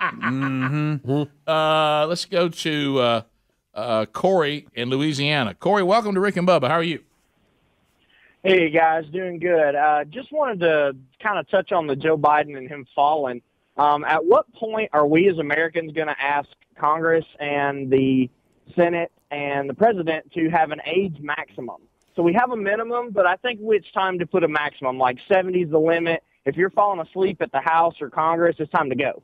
Well, Corey, here's the thing. I think they thought that us, the public, would do that for them. Exactly. And that we would retire people when they needed to be retired. Now, it is funny that most government agencies, I don't know what the federal thing is, but I think in our state, they retire you at 70. I mean, you have to drop out. Please look at that. My goodness. So, look, elections have consequences, and if you ain't got more sense than what's made, you're going to have to deal with it. No, you're right. But it is strange that they will say you can't keep being a coach, a teacher, or whatever else at age 70 or whatever the cutoff is. Is it 70? Do you know? But the elected officials just keep on rolling. Now, what do they cut you off at 70? I think it's a state, don't they? I really don't know. I have no idea. I don't know. You've heard of people had to mandatorily retire. No. Yeah, you're right. I don't know. Yeah. I don't know what group is doing what. But I go back to your original I'm speaking statement. Totally out of ignorance on that. But I go back to your original statement, though. I think the founders kind of thought, well, some people at 75 have their cognitive skills and they're quite sharp and can roll on to their 85. Mm-hmm. Some people can't. And I think the founders thought we would have enough sense to recognize whether somebody could handle the job or not. They trusted we the people. Right. They even wrote it in there. And apparently we don't have that discernment. So Clark in Alabama. Clark, go ahead. Yeah, hey, I had an old uncle that explained the Yankees sort of like hemorrhoids. He said it's the ones that drop down and go back up, they're not so bad. But the ones that drop down and stay, they make you laugh miserable. Yeah, I've heard that before, too. I was told that by probably a very similar uncle. Cody in Alabama. Cody, go. How y'all doing this morning? Good, Great. Cody. Bring it in. First time calling. Thank you. I know our government's got to the point where they're socialist, but as a society, when are we going to wake up, man, when it comes to Disney movies? And, I'm 26 years old. I guess you would call me a millennium, but I'm an old soul. Mm-hmm. But when are these people going to stop being pansies, man, and just go on about life? You know what I mean? Well, I think most people do, and if this makes you feel better, the people that pretend to care about Dumbo the movie and Peter Pan, they even sincerely don't care. They're pretending to care. Because these things are so outlandish and have so little impact on the things we need to do every day, and they are relatively new concerns. Meaning, a lot of folks before us didn't seem to be out to change them, even when things in society had changed. So no one really does care about it. They just have to pretend to care about it. There's very few people that really is a major concern. And if it is, then you must have it pretty good. I think most of the rest of us, we have so many pressing issues that affect our daily lives. We really don't find time to be upset about Dumbo, Mr. Potato Head, Dr. Seuss, and Peter Pan. Yeah. And most of us are that way. Rick and Bubba, Rick and Bubba.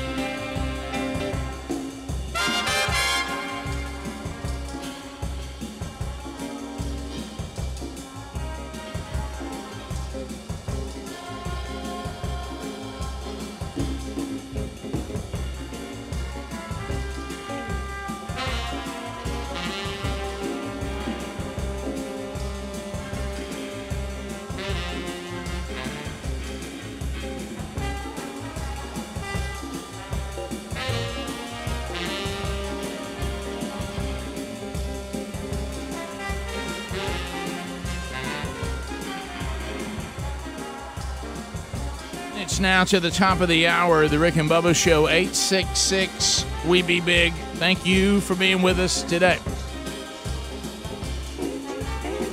Whoa.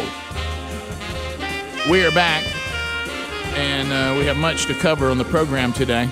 Wheel of Meat's back in play. Can happen any time. Don't forget the Rick and Bubba Buffalo Wild Wings Charity Charge is happening today, benefiting Grace Klein Community.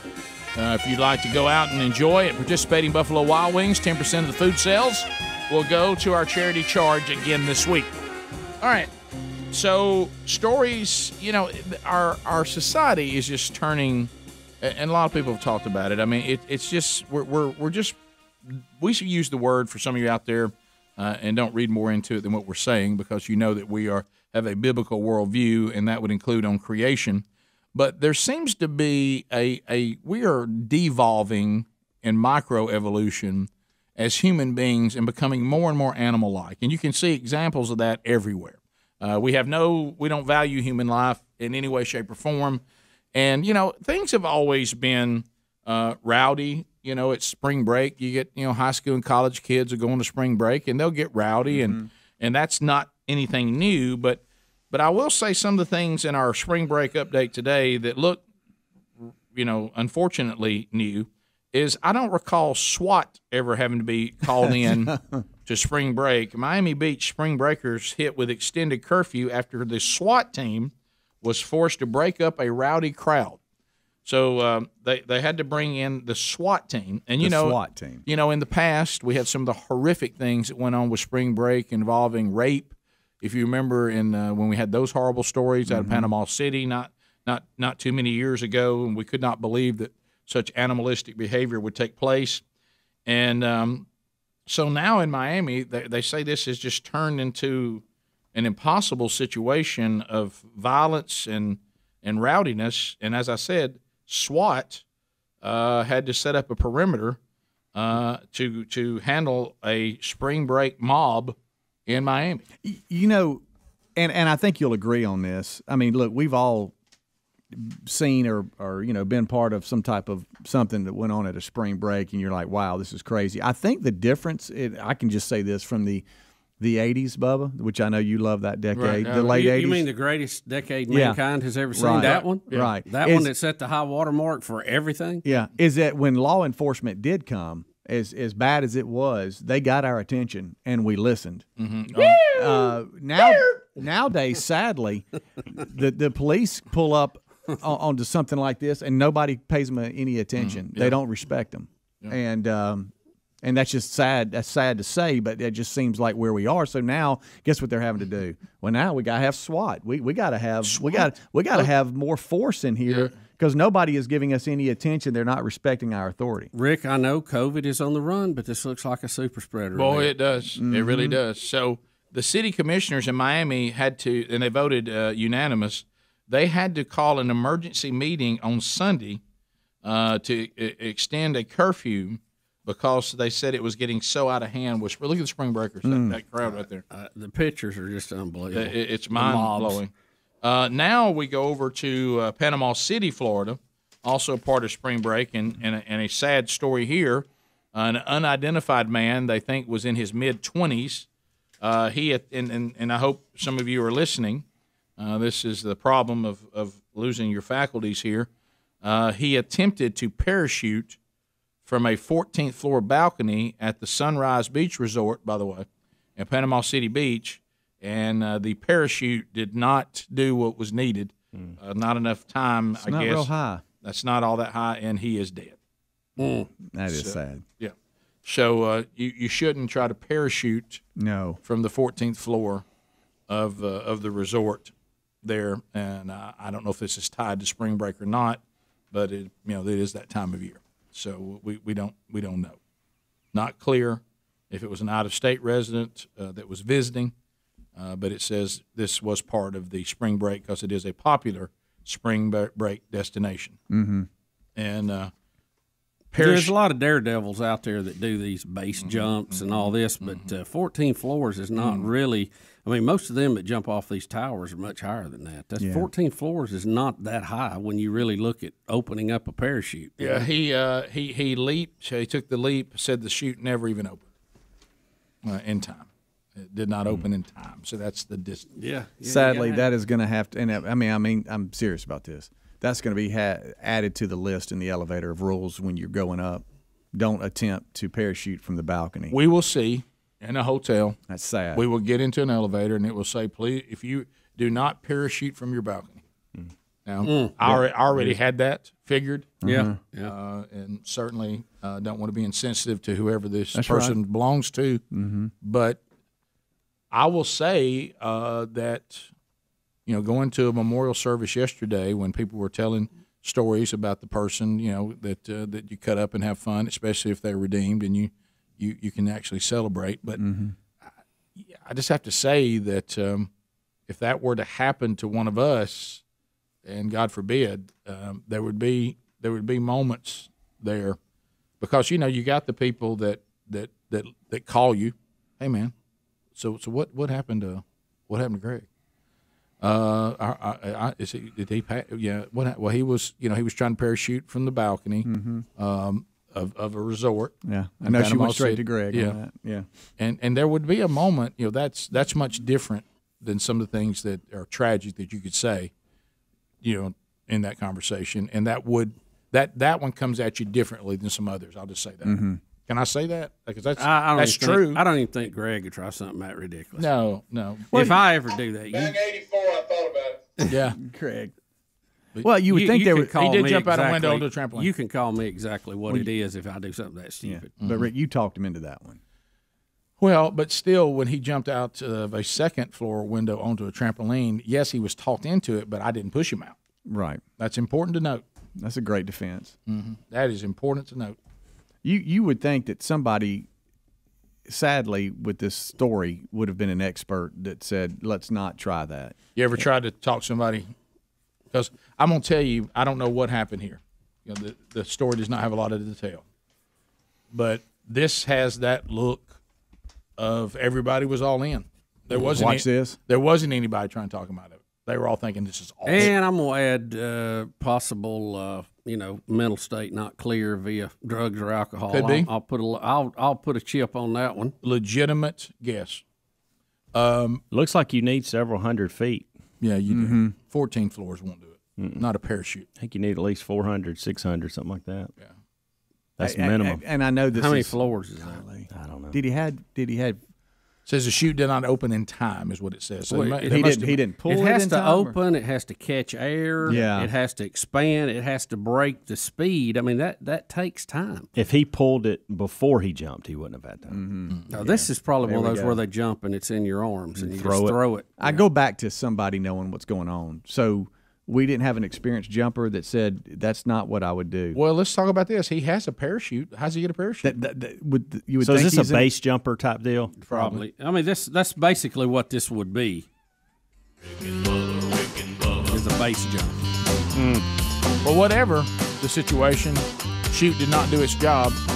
As Paul Harvey would say, spring breaker attempts to parachute from 14th floor window, and you know what it would say? Then he would say after that, he was 25.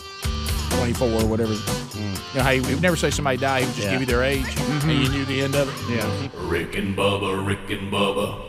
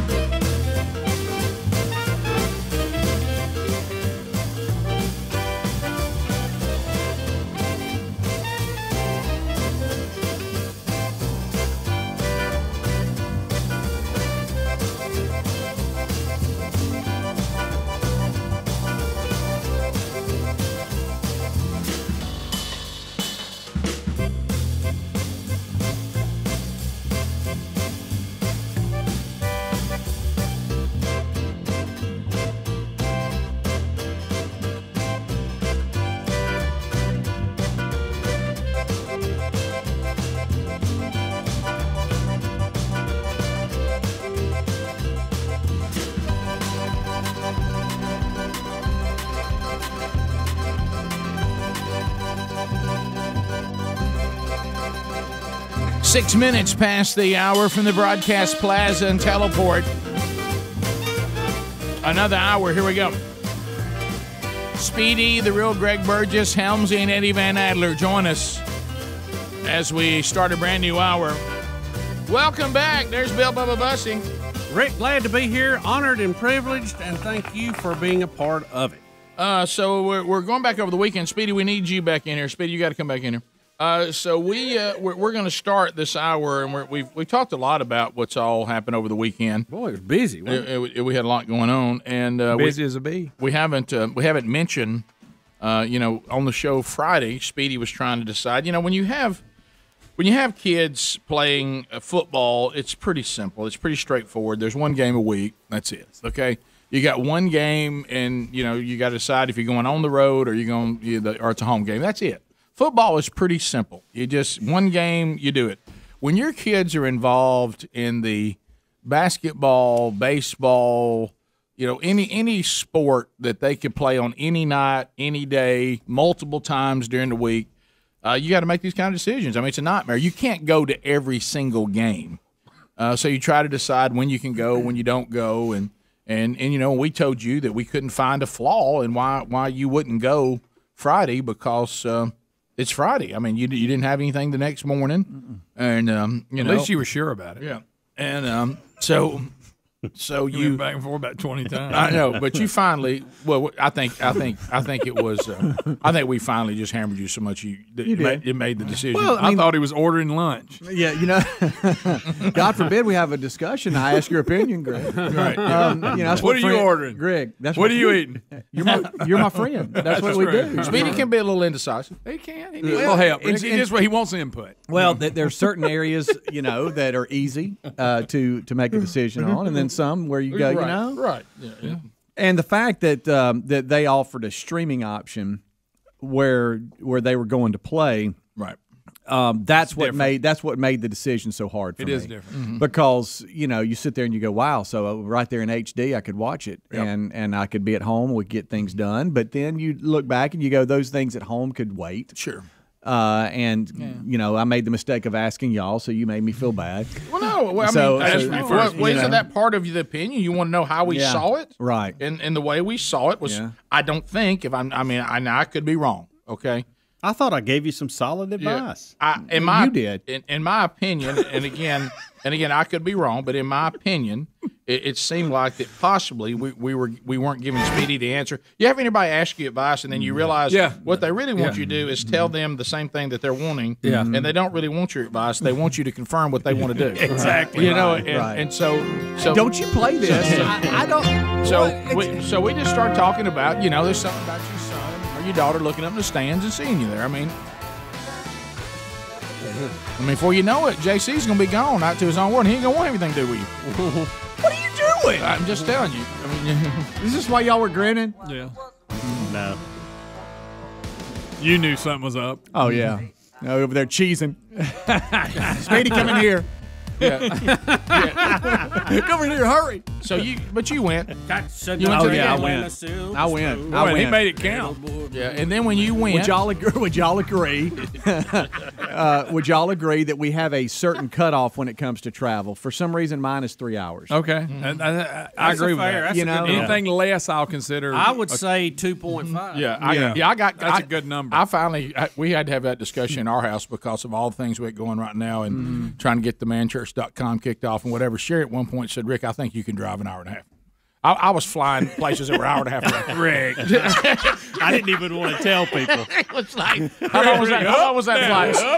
How long was that flight? 3 or 4 minutes. It took longer for you to get to the airport than it would have been. You flew to Montgomery. I got caught up in it, and I was just like, finally I started getting called back going, so you want to fly to Montgomery? And I'm like, you're right, I shouldn't do that. I'm sorry about that. 55 minutes away. Hey, you were flying to Gadsden? And I was like, no, you're right. That's a good point.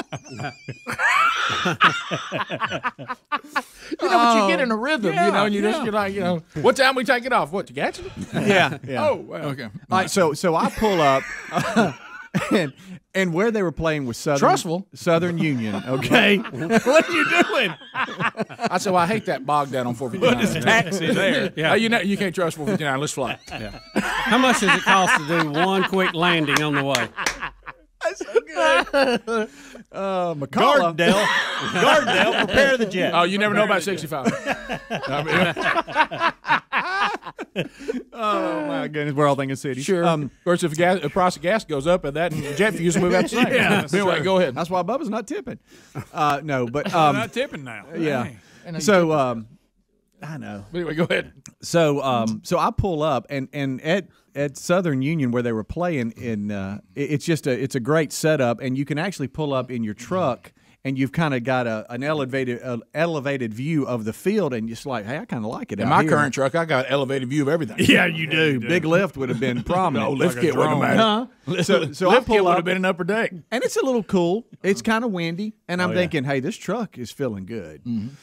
And you remember, you don't get after it anymore, do you? I mean, you used to be like, I'm out in the stands. I mean, I set got tents do up. you know how many ball games I've been to? It's like so I know what's happened. Coolers. Remember when I told you it hit me? It's happened to you. I can't believe it's happened. You remember when I told you? I said you can't go to any more football games. I hit a limit. Like I can't do it anymore. Right. Right. It's that, and I've realized that as I get older, I don't like cold weather as much. Oh, I know. Well, that's a sign of old. Yeah, I'm just miserable. Most people believe to that, Florida say that. So when you can find, we're all getting real old. So when you can get to games, got a birthday this week. Thanks. Yeah, 57. Ooh, 5'7" Hines. Hines 57. Greg, when I looked on my calendar this morning of the weekend, it says lunch with Bubba on Tuesday and have a good attitude. Yeah.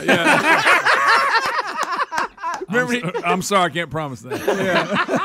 Greg didn't write that on. I wrote it on mine. Greg didn't write it on his. Yeah. He just never did. I'm reminding everybody. Yeah. So anyway, so you have to pick and choose on the days that you can stay in your vehicle and see the game just fine. I mean, those, especially if it's cold. Yeah, but you had a little date with Destiny. Well, I did. Hey, did you put a little kerosene on your ankles? Okay.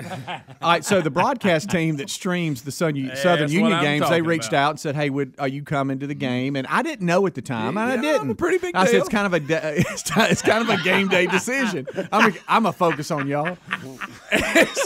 No, Greg, let me tell you. I get to the game, and I'm thinking, hey, I'm going to sit in the truck and watch this game. Did so you I turn sneak in the back? I turn on the stream, and it says, hey, Matt, you were on Rick and Bubba today, and they're already talking about it. I went, that's it. I got to get out. And so I go up, and they forced him out. They couldn't have been nicer. I mean, they were so nice, and so it was so well done. What a nice facility. Oh, yeah. Multiple angles on the cameras, which is rare on streaming.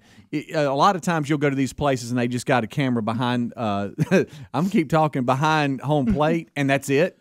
These had multiple camera angles. I mean, they do a great job. Probably want my expertise. No, that's not it. I know about broadcasting and baseball. Probably heard about the Sidewinder. Guys, they probably heard about all the World Series. They contacted us. I didn't contact them. The 8 World Series a year that we have. Rick, what you have is a perfect storm. I'm a professional broadcaster. I know a lot about baseball. Yeah. Oh, wow. Yeah.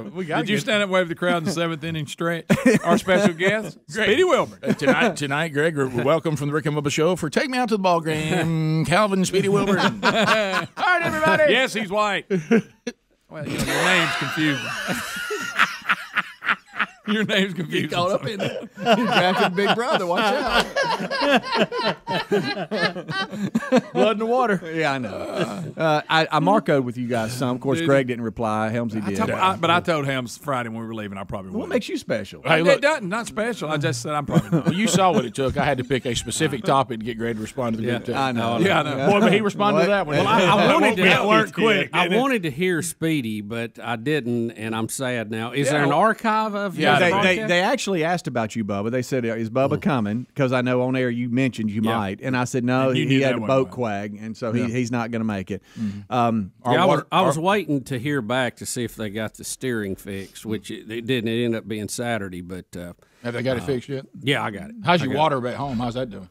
Well, I got a leak again. What? Greg is back. Still can't find it. Well, that's coming up later. Okay, good. Wow. Get off me here. Can't find it. Do we have an archive of you on this? I don't know. I have no idea if there's an archive or not. But it tell you what, try to find us an archive. I'm looking now. Hey, at one point, I want the streaming because when they go up to the booth and there he is, Yeah. Bob Euchre of Wadley. At one point, I said, Greg, be nice. They're doing a good job. They are. They Bob offer. Euchre's good. Speedy, did he give you a card? Yeah, it's at home. Good. I want to hang on to it.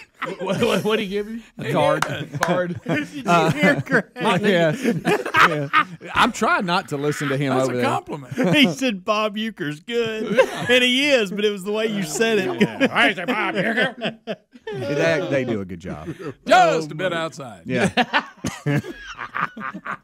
At one point, Do they still call that the house that Jabbo built? Yeah. Yes. At one point, I thought, "Am I overstaying my welcome?" Oh, you know what I mean? innings. You know how Yeah, I they think want I- me in here, but they I want think me to I stay. joined them in the third, and I stayed to the end of game one. Oh, you overstayed. Oh, so your it must have welcome. been warm in there. It was pretty warm in there, but it was also a lot of fun. You know what you said? This is better than the truck. That's exactly what he said. It was a lot of They fun. were looking at each other like, is he leaving? Yeah, they were. They did ask, "Is Greg as big a jerk as we think he is?" I said, "Yeah." Rick and Bubba, Rick and Bubba.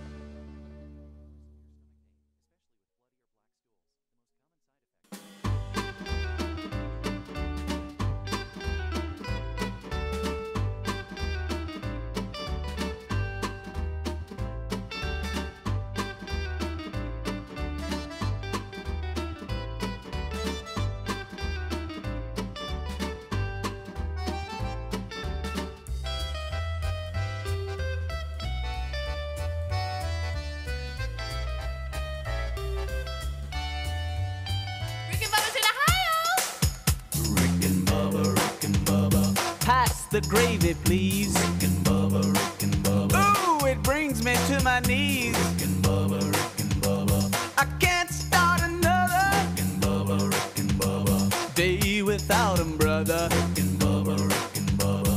Ooh, there is no other Rick and Bubba, Rick and Bubba. waking on their blubber. Rick and Bubba, Rick and Bubba. Gonna be a big star. 22 minutes past the hour. Rick and Bubba's show. Thanks for being with us today. Rick and Bubba. All right, so Speedy, I'm glad you went to the game. Yeah, it was the right thing to do, Not a and problem. basically stayed in the press box because it was cold. Well, yeah. All of game one, I stayed up in the press box, and they were. I probably would have stayed for game two, but they said, "Okay, we're going to take a break." And okay, you've been here long enough. Which meant you overstayed. So I think I did. He Were overstayed. you on the whole first game broadcast? Yeah, that's what I was saying. Yeah, there's JC. That was me sending y'all a location saw check that. because y'all had forgotten. Because Rick, I'd asked you. Yeah, I told you I forget. Yeah, if you were going to remember what I was doing, you said no. I'm a forget immediately. So has Matt sent you any clips or do we not know how to yet, get audio not of it? yet, and I hope that there's not any. I kind of want to hear it. But it was a lot of fun. Yeah, I forgot about you quicker than I even thought it would. Yeah, I thought so. Right, I thought yeah, so. Yeah, but I had. That's why. That was the only reason for the picture stuff I had because to do. I knew that you were getting, your I had a physical and all that. Yeah, you think I was thinking about you doing no, that? No, not at all. But little did I don't know if I should even tell this or not. So when it comes to JC, so because of COVID and the way they do things, they play two there and then they host two, but they're within the same week so that you can get that done and then move on to your next in-conference opponent and everything. And so because of the storms where we had here in the Southeast, it's normally Thursday, Saturday, but it got moved to Friday, Sunday. Mm-hmm. And so there were games yesterday. And little did we know, JC was up going to the game, and he had to report at a certain time, and he was going to run through and grab some breakfast on the way. And he texted Terry and I, and I'm about to get in trouble. You are, but keep going. And and he said, "Well, that was embarrassing." And it was a group text with just the three of us. That was embarrassing, and I was like, "Oh boy, what happened?" He goes, "Card just got declined and already ordered breakfast." And I'm walk like, of shame out "What?" of there. And he's like, "Oh, and it was in store too." Oh, and I'm like, "You're kidding me!" And a little bit of miscommunication where we didn't transfer his weekly maybe take a 20 and hide it in my wallet for the stuff right. like that. Yeah, right, yeah. yeah. Are you gets that serious, from his Greg? daddy. You think a college kid would actually have a backup plan for Right. anything? And we have now the one thing that we did starting with Tyler and we worked it all the way down is we have the student accounts. Mm-hmm. So I mean, if it hits zero, that card won't work because I'm not going to do with overcharges and crap like I ain't doing that. So it got declined, and so we had a little bit. It was just a little bit of miscommunication, and I mean it's on us where we didn't transfer something over that he thought was there. Now he could have checked. But we said we were going to do it, so we should have done it. He may keep him a 20 folded up in Right. his wallet. Now. But I told Terry this, and she looked at bet me he kind of does. like, "What's wrong with you?" I said, "Doesn't everybody need to go through that at least once?" Mm-hmm. So hey, I can't do this Well, again. I don't like that. It's embarrassing, though. Yeah. Isn't it? Oh, it was hot too. He says, right. "Well, I guess I'll let it what he said, granola bar or something weird like that."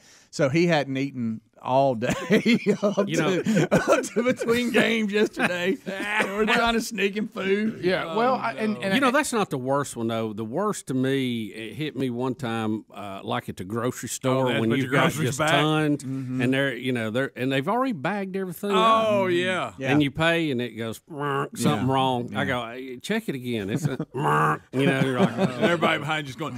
I hate I hate yeah. to check it again. That is the almost awful. And then you go. Try this one. Then you go into the negotiation. Well, look, why don't you do this? I just live around the corner. Just let me have them. I'll bring you the money Yeah, back. yeah. Well, we can't do that. Yeah. But you got to put all that stuff back. I've had to push my groceries over to the side, go out to my truck, and find my wallet. Sure. Oh, I did that one. Yeah. Yeah, but think about when we were in college. You didn't have the debit card and all that. So I mean, I would just lay a check down. It would just bounce over to them. And my $3 bill cost me about $33 because of overcharges. I'm here just But at least with the check, you had a chance to try to beat it to the Yeah, bank. you can try. Yeah, you had the game. that was once You you can left. kite it a little That bit. was the attempt. All right, let me guess, because knowing this, having kids have gone off to college and all this, still got one at college and the rest of them out on their own. But that was your fault that JC Mm-hmm. did not have any money there. Because my deal is always as well, they'll learn. But mamas don't. They don't. All they can pitch all they can pitch is their baby didn't have any food. That's they're right. on the way to a baseball game. Yeah, And we- you're we- responsible. we had and you didn't transfer that money. No, I've noticed. I always go that way. I learn. I've noticed something, and I've kind of just been sitting back, but I've been observant on it. I've noticed that we just have an endless I need money, and I think it really forced something that we needed to have, and that was a budget talk. Yeah. And you know what, son? That's back to learning. It's not fair to you because you don't know how much you're asking for because it's just always I need money. How about this? Here's how much you're getting a week.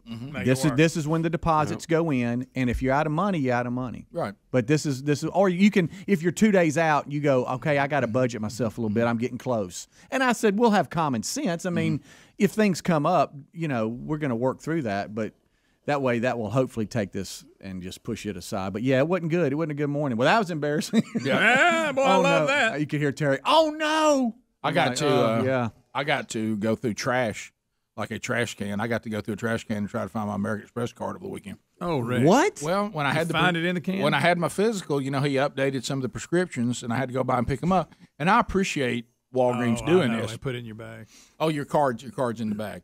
Okay, and you're not paying attention, because first on lift kit, I'm laying out there by the waist trying to get it out of the drawer, hanging out the door. So I go home, and what I do, I get the prescriptions out, put them up in the medicine cabinet, and I take that bag right in the trash can. Yeah. And then there's that moment you need it. You get somewhere and you get your wallet out. Hey, baby, I got this. And I said, dun, dun, dun. And you looked down there, and you knew exactly. And the American Express card was going. I started going back. Where's the last time I had it? Back. And all of a sudden, I'm like, it's in the trash can. Oh, it's in the bag. Sherry goes, your card's in a trash can? It's in the trash can. Tell me you hadn't put trash out yet. She's like, I don't know. When did you put it in there? I said, Friday.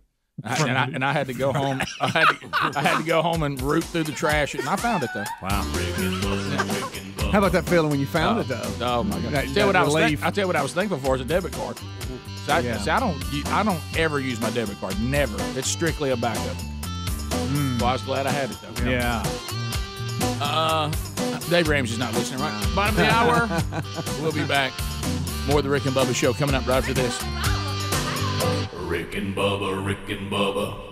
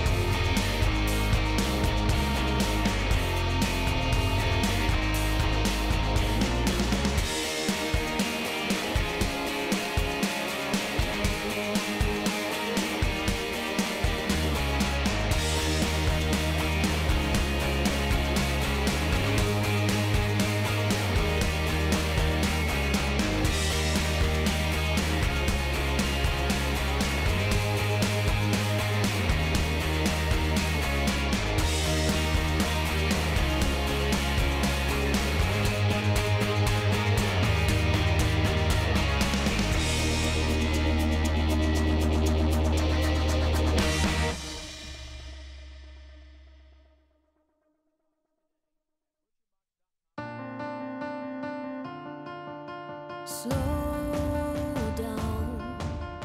I need more time to figure out.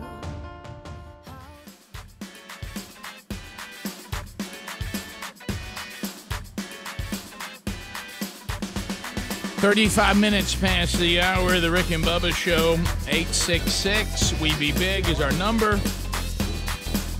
And CandidCO.com/Bubba is our sponsor. And let me tell you something. If you are thinking about, you know what, my smile's not what it needs to be. My teeth are, let's just call it, they're crooked.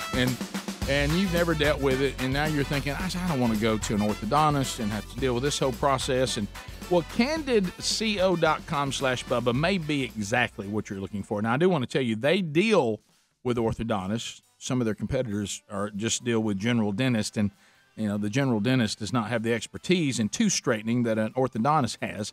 CandidCO.com/Bubba will deal only with orthodontists. And we've already had some great response in our audience and people who love what they did for him, getting him ready for his wedding coming up in Nashville. So they create a plan with you, and the orthodontist is with you from start to finish. Average time's about 6 months, but you'll start seeing results way before then. You do this from home, okay? And these are practically invisible aligners. They're invisible. They help straighten out your teeth. They're removable. They're comfortable. They're clear. This is what they use. So why don't you get your starter kit right now? We'll get you $75 off that starter kit if you use the promo code Bubba at CandidCO.com/Bubba. And then, of course, the code Bubba. CandidCO.com/Bubba and the code Bubba. And you can be on your way to having a smile that you're more confident with without all the hassles of having to go to the orthodontist. Also, the price you're going to love. There's a link also at rickandbubba.com under the sponsors. So, Bubba, also from the weekend, I remember – you were telling us about the big leak you guys had downstairs that was coming through a speaker, and when they came to try to fix it, they found something that might have been tied to it. Yeah, we had a valve. Maybe, it's about like a 20 turn valve, and like it was open like one turn. Yeah. And we thought that may have been it. We really never. That's the best thing we could find. That's all we could lock in on. And so last night I'm in the basement going by the aisle, and I notice it's wet, and I look up and I see water dripping out of a light bulb that is on, Rick, that is on. Water's coming out of a light bulb that is turned on. Yes. You can't even. So the good news is I still had the fans left in there because we were monitoring the situation. I kind of halfway expected it to act up again. Never put the speaker back up in, all that. So we'll have the experts in today, but we're just going to have to dig in there. We're going to have to cut some sheetrock and figure out where that thing's at and get to it. Yeah, it's just aggravating. But it doesn't leak all the time. No, it doesn't. It probably won't leak at all today. Did you run upstairs and figure out, okay, what's this over? Yeah, what are we doing right now? There's no water upstairs we can find. So it's coming from a pipe in between the floors somewhere. So the other was the only an educated guess, because that's the only thing we could find in that area. But this is back when they still had the copper pipes. I know everything's gone to that plastic pipe now, which appears to be a better arrangement. Pipe. Yeah. Mm-hmm. So, but we're gonna have to dig in, and we got the finished roof, so we're gonna have to cut. Get in there with it. You can't even. I put my arm up in there where the speaker hole was. It's all wet up in there. I love wet insulation, don't y'all? Oh, no, that's nice. Yeah, it's just the water situation, dealing with housing and water. Just it's just awful. I mean, it's the terrible. finished ceiling looks great in the basement when we did that, but no, it looks great. Yeah, I was against it. I wanted a drop ceiling just for these kind of situations. Look, you get a little oatmeal with that, but at least you just replace it with another one. Yeah, so I trust me, I did all I could do. I did all I could do, and you pick your heels to die on. So I let this one go, but it's kind of biting us right now. What about when you look and you see that water running? Oh, I know. I remember one time. And then you Betty's upstairs going, "What's on right now?" Well, nothing's on. Oh. Is there any water on the sink? No. Any water by the ice machine? No. So it's just, we got 2 ice machines that are dead right now. We've talked about this. Yeah, is there any company that makes an ice machine that actually works, that doesn't break down and leak all the time? No. They're not out there. What in the world? So you just put them where if they leaked. And If any of y'all got a suggestion on ice machine, I'd like to know, by the way. I'd like to have one that works. You know, what's funny about that is the one that usually comes in the refrigerator, I never have any issues with those. Knock on. But, I mean, have y'all? Yeah. So you would, have? I mean, they're fairly easy to replace, too. I mean, they're just a little mounted unit in there. But why can't we dial that in like we dial? I've never had one go bad. Yeah, I think these standalones that are about counter high. Can we not dial those in like we do these others? I don't know anybody that's ever had one at work for any amount of time. I mean, I think they're like on the appliance list. They're like number last. Yeah, I know you're supposed to like get when the light comes on for it to be clean. You got to keep on top of that and all that kind of stuff. It's a lot. I mean, it's nice to have when you have folks over. You know, they're wanting to get some ice, and you know, your little ice maker in your fridge only going to do so much. You know, when you have a throwdown. Yeah, you know. So yeah, I think I'm for kind of like let's just keep our ice requirement low. Ours is not about needing ice because the refrigerator provides ice. It's crushed ice. Yeah, and crushed ice in a refrigerator is not the same. It's not. They just take cubes and yeah. But to have crushed ice when you need it, it's a game changer. Yeah, put a little sweet tailback crushed ice. It's so good. I love it. But of course, then when it's leaked in the floor, it's constantly needing to be cleaned, and you have to make appointments. It gets old.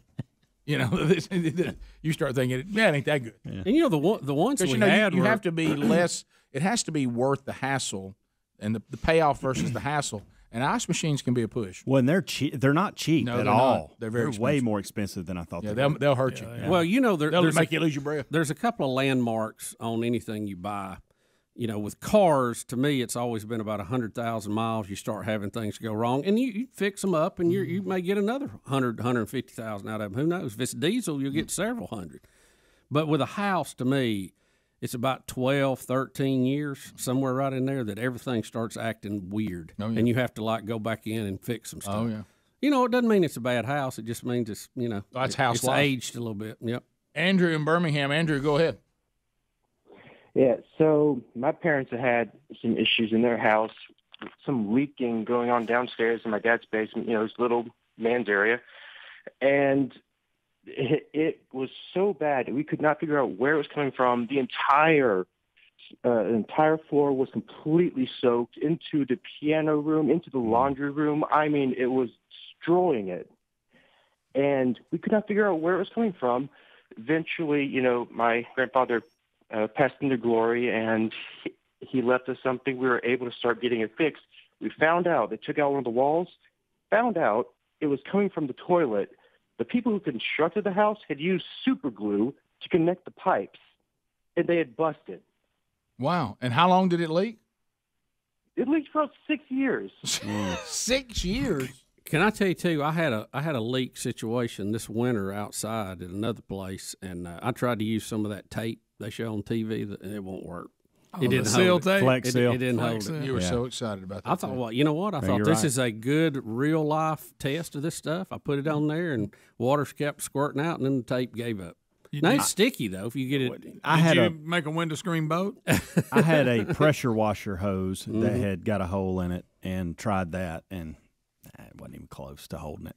I mean, if you got an aquarium, nice and flat, you want to put it on. So that doesn't work. So that doesn't work. Well, that may work. I want to see you slap it just like that. For I guess when there's pressure to it, and it might have been an unreasonable request for me to think a pressure washer hose, was. But still, I would have thought, goodness, something. To Jake in Robertsdale. I've had good luck with the spray on stuff. It's not under pressure. Okay. Yeah. Jay, go ahead. Good morning, Green Acres. Thanks for the call, buddy. Hey, I got a life hack for your ice maker issues. I Tell seen a it. guy on YouTube take a deep freezer and go buy a ice maker like you put in your freezer and install it in that deep freezer, and that way it just fills up that whole deep freeze with ice continuously. How about that? You know what? Good to hear from That is a great Andre idea. and John. Good night. Can I tell you, that is not a bad idea. It's a great by the idea, way. but to your point, there's nothing like that crushed ice, and you're still going to run into that issue. yeah. It's not going to make the crushed ice the way you want. Anything that has water connected to it, it has to cut on and off automatically. It's going to have a problem sometimes. Josh in Montgomery. Josh, go ahead. Hey, Bubba, is there any correlation to rain with this leak you got in your basement?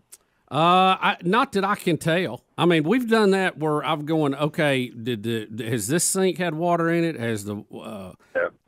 Has the washing machine been running? Has the air conditioner been running? You know, we're trying to make a checklist. There doesn't appear to really be any connection on it. Why? Well, we built the house a couple of years ago, and we kept having water come through one of the fans in our master bedroom, or one of the kind of recessed lights. Yeah. And it turns out one of the kind of eastwardly facing windows that would get a whole lot of rain when a storm would kind of come back through was leaking right over one of the recessed lights. And I called the builder and I said, hey, what's this going on with this light leaking over the bathtub? And he goes, well, at least it's leaking over the bathtub. Well, that's a good point. Now, right now, I wish my leak was over the bathtub. I had now that. to think about it. After our house was built, we had that, and what happened is they were doing some of those, was it called flashing? Yeah. And somebody just didn't turn the corner and seal it off. So you didn't have it till it rained, but when it rained, you would look, water be coming down the wall. You're like, what's going on? Loser. Took us forever to find it. Flashing got to stick out. Can't hide it in there. Got to stick it out. Took forever to find it, by the way. Flashing will get you. We'll be back 15 minutes to the top. Rick and Bubba, Rick and Bubba.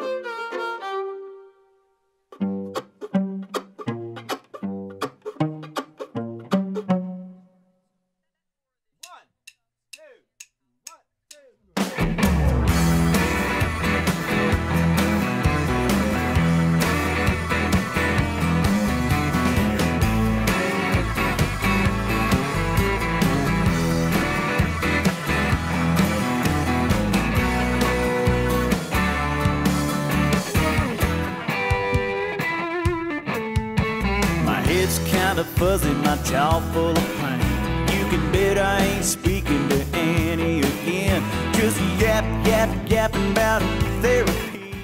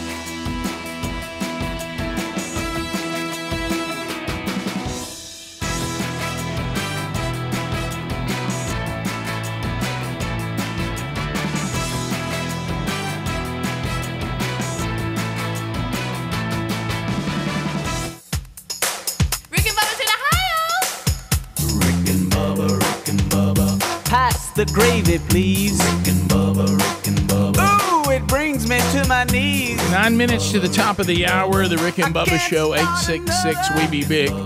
Thanks for being with us. Day without 'em, It was email of the weekend, Beth Mowens. I mean, guys, look, we brought to your attention to Beth Mowens. We know how tough it is on fans everywhere. And there's been strong reaction over the years. The Cub fans are losing their minds. I mean, they are, and I don't really fully understand. This doesn't mean that she's going to be like the Cubs. She's not doing the Cubs season, right? This is just about her doing a spring training game with the Cubs at Marquee. Is that right? Correct. It's not. But I think she is going to do a couple games for them in the regular season. I mean, like straight up. Straight now, up. Have the Cubs not suffered enough? Did she get in this business by doing softball? Was that what? Correct. Her Yeah, first. I deal? can't answer that. Yeah. I don't know. I think so. You're right about that, Greg. I was out there doing softball, and then got over here to baseball and, now we have football, to have and this in here they spring, come. All right, so here. All I can think of is Harry Carey. They said she quoted Mark Twain or something. Oh, well, yeah, easy. Here it is. Look, this is where this. Looking forward to being a part of the marquee team this year as we get set for the Chicago Cubs and the Colorado Rockies. Hi, I'm Beth Mowens along with Jim Deshays. Very excited to be a part of the team this year, Jim, and looking forward to This today's. year. My good friend Mark Twain likes to say the secret to getting ahead is getting started, so away we go. Off we go, and congratulations for making history here today. First female to do a Cub Yeah, I'm game. making history. Really looking forward Again. to working with you here today. It's my pleasure to be here a part of the marquee team and getting ready to go, as my buddy Mark Twain said. Did you say One buddy? thing about getting finished, you got to get started. Her buddy. Did she say my friend, Mark? My buddy Mark Twain. Yeah, she doesn't look as old. Y'all aged well. I've aged well. Mark Twain, old guy, me, kind of a seasoned chick.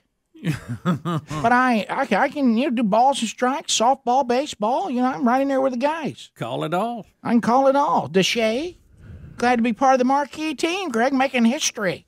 What about when you saw like a grown man with a sign, "Welcome, Beth"? Can't get ahead until you get started. How insincere was the guy holding up the sign, "Welcome, Rick. Beth"? Rick. Yeah. Rick, you know how these things go. Thank you. Hey, thank you. My pleasure. Welcome, Beth.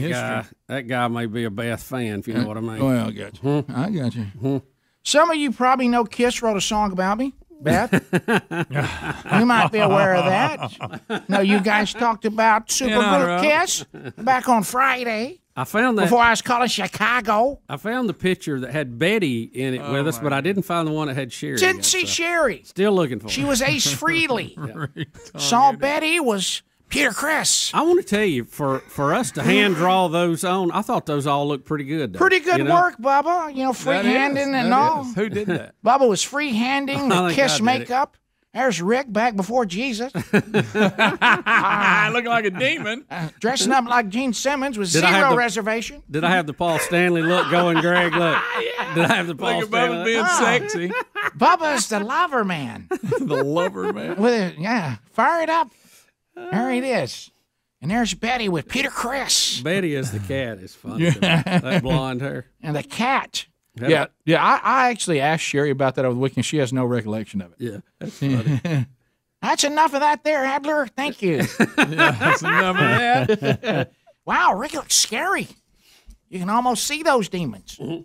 But the Beth, you'll do your first game May 6th. May 6th Yes. on the Marquee Network. And she'll rotate with Beth the whole Mowens. crew. Caught a little basketball. I did a little March Madness over the weekend No, with the she girls didn't. over at the women's. That's another girl that sounds like Beth. Okay, it's not me. Another lady. There's another chick trying to follow in my pioneer footsteps. Me, Dolly Copycat. Parton, and others.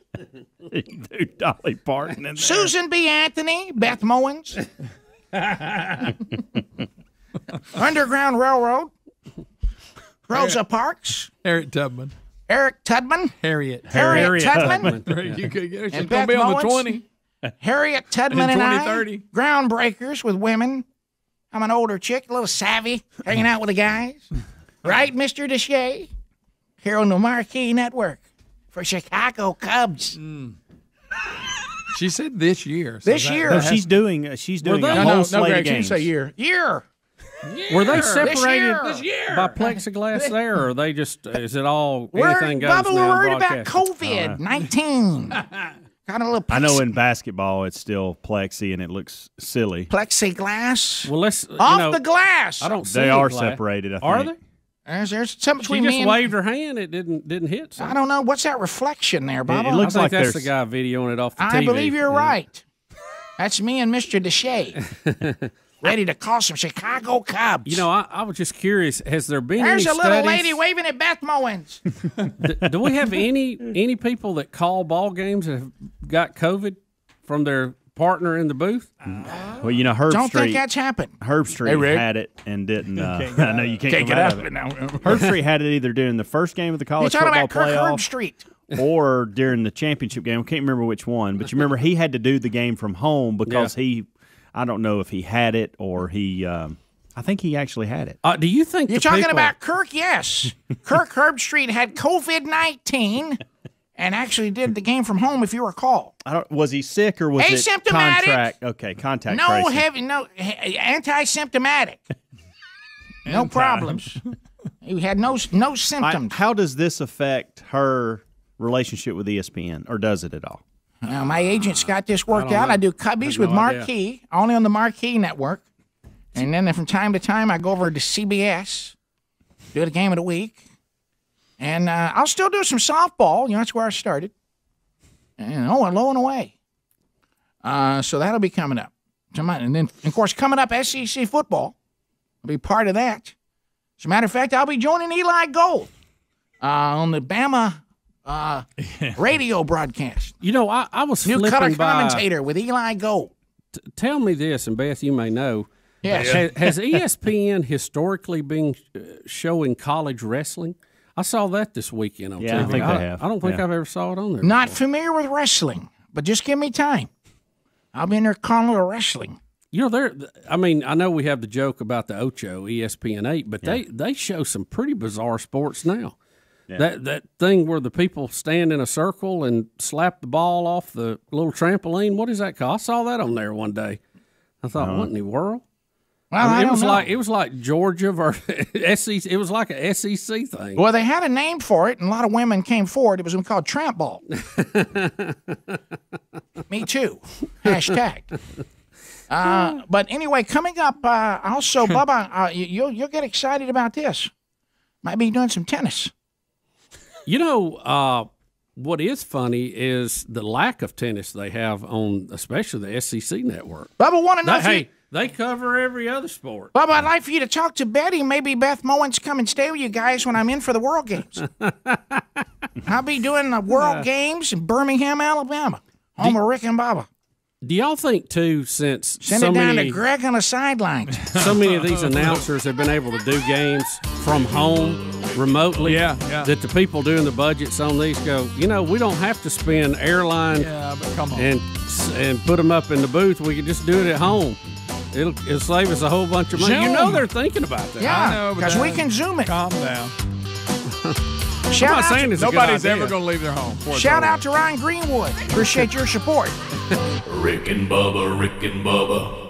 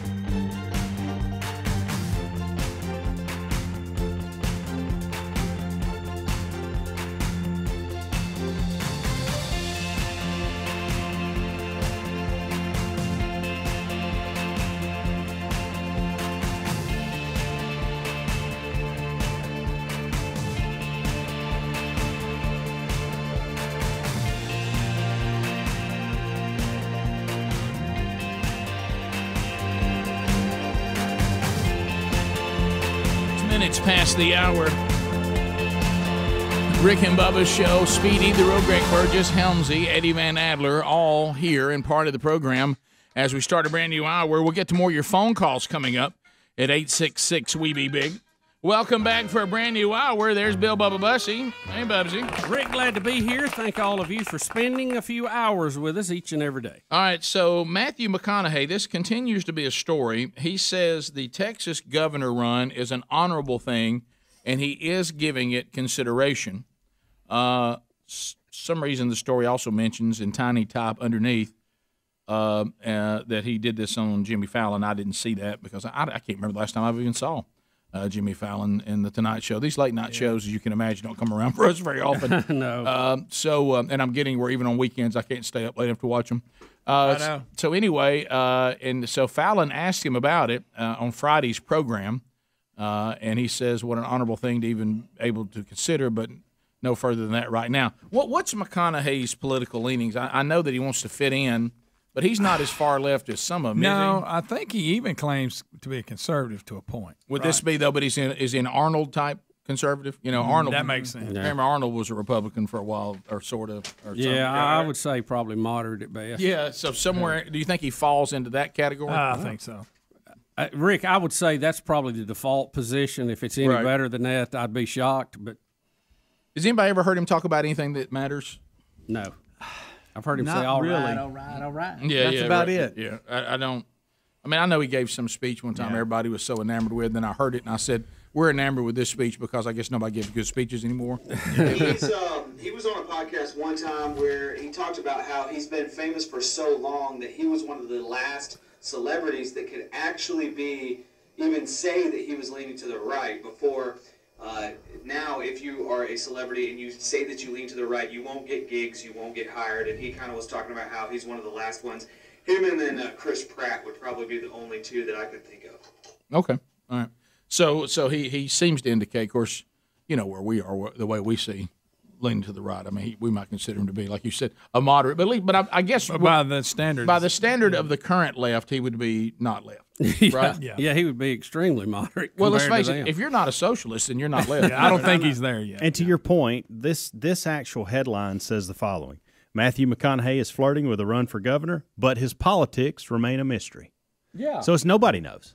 Well, I got bad news. If you're going to run for governor, your politics need to be made public. I didn't make the headline. I'm just when people are going to vote for you, they kind of know where you're at. Can I tell you what I've noticed too? I don't think these stories keep coming out. Like when I read what he said to Jimmy Fallon, I mean, people are acting like he's really putting together like a I don't think he. I just think this is just a. That's just kind of off the cuff talking. What an honor! Yeah. I mean, I wouldn't. I'm not planning. Breaking news. Breaking news. This just in. After that commercial, he got all flat in. Yeah, they're what is this right here? Well, that's him on the left. Boy, that's rough. him with Jimmy Fallon saying what you just talked about, Rick. Nice glasses. If Matthew. you need the audio, it's there. Yeah, I'm not sure we can do that though. Use their audio on the YouTube. But anyway, he had a book come out, and I heard he was being interviewed.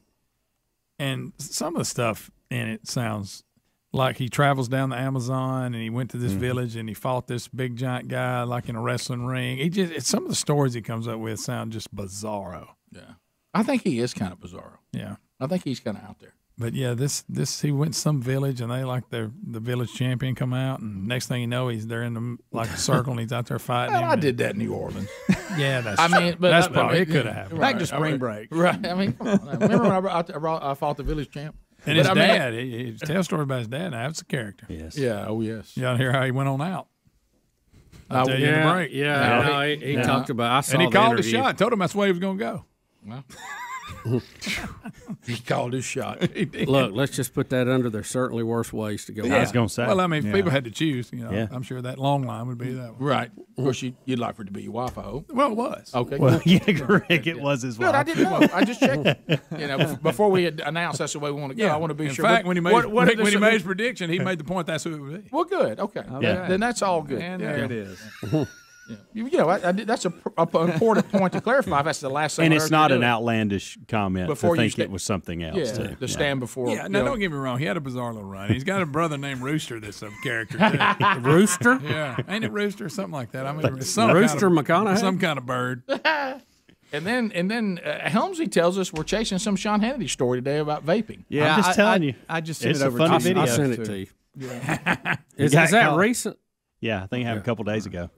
Last week, I think. Of course, I don't believe anything now, but it's there. Yeah. No, There it is. Is that deep fake? It's not. I mean, yeah. Well, the reason why here it is. All right, look, The guy's glasses on. Look, vape in his mouth. Well, that was quick. Now our villain of the day, Adam Schiff, Eric. Is that what? I didn't know Hannity even ever He handled smoked. it well and quick. Uh-oh. Yeah, I didn't know. Uh-oh. The fact that his glasses are crooked makes it even better. Well, we talked about his reading glasses. Yeah. But. Uh-oh. I didn't have my Remember, earpiece in. I've said this before. I said this to Hannity. The few times we could talk to him.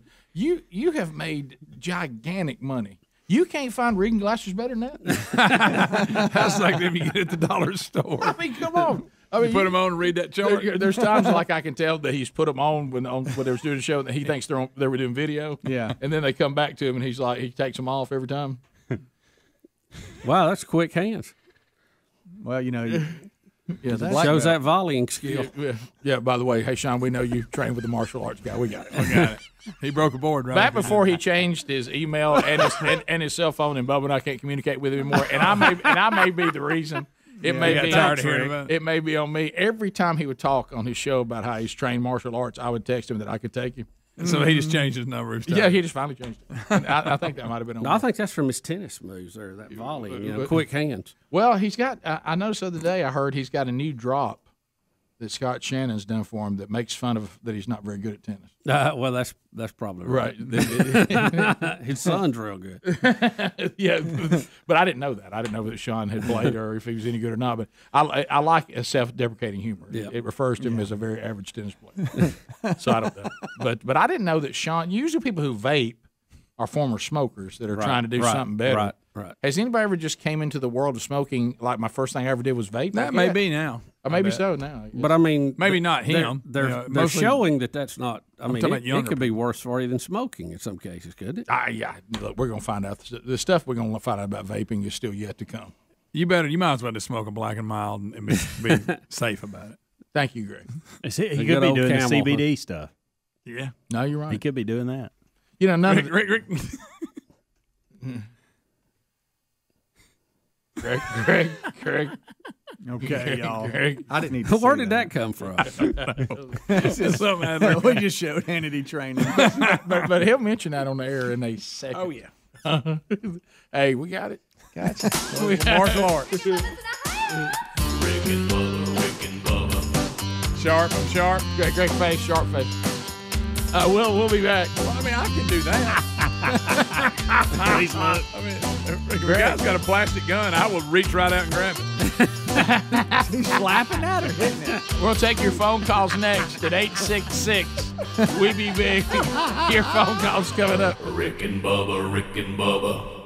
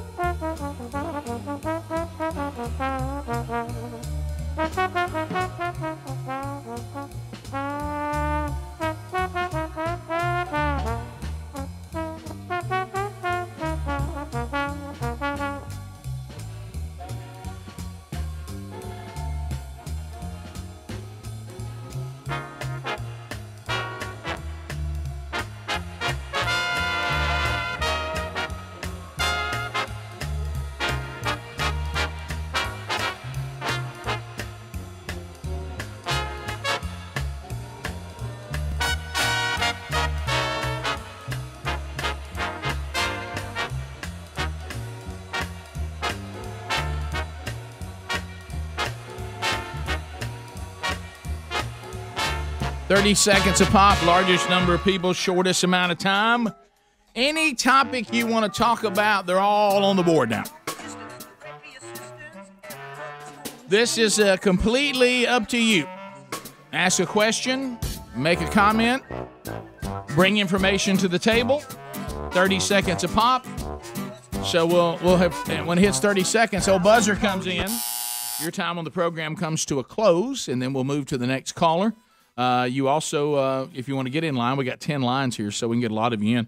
And then once we start this, and the buzzer starts moving that line briskly, you can go through pretty quick. McGee, Mississippi, Thursday night. Looking forward to being with all of you there at First Baptist Church as they kick off the men's discipleship strategy from themanchurch.com. We'll do our first man church, and then they'll have opportunities for men to plug into the small groups and do the curriculum. Saturday night, Lindale, Georgia. We'll be there for the Brotherhood Low Country Boil. Be having some shrimp. I'll be out in tailgate format, and we'll also kick off the discipleship strategy there coming up Saturday night. And then Sunday morning, I'll be in Asheville, Alabama. There at First Baptist Church, will be doing the men's breakfast and then speaking to the entire church for the morning service. So you can find those three things at O'Reilly Auto Parts upcoming events there at rickandbubba.com, and we'd love for you to plug in if we come somewhere near you. Let's start in Tuscaloosa. Tuscaloosa, trolling. Keep them phones a trolling. Here we come, phone trolling, phone troll. James, 30 seconds. Go ahead. Hey, thank you. Love you guys. Love what y'all do. Thanks. I saw that clip of Hannity, and it's hilarious. I love Hannity, sort of, I guess. But a lot of folks in my age, I'm like 21, they all started vaping. They never started on cigarettes and then moved to vaping. Yeah, now, everybody older than me, like my dad's age, as you know, a lot of folks move from cigarettes to vaping, so I don't know if it's better or not, but I was just going to let y'all know. So do you that, and also, I'll say Roll Tide. Do you vape? I Roll Tide. Roll Tide. A Roll Tide. A Roll Tide. Yeah, I guess I could see, and so that's why Sean Hannity's age threw me a little bit. You would think that he would not.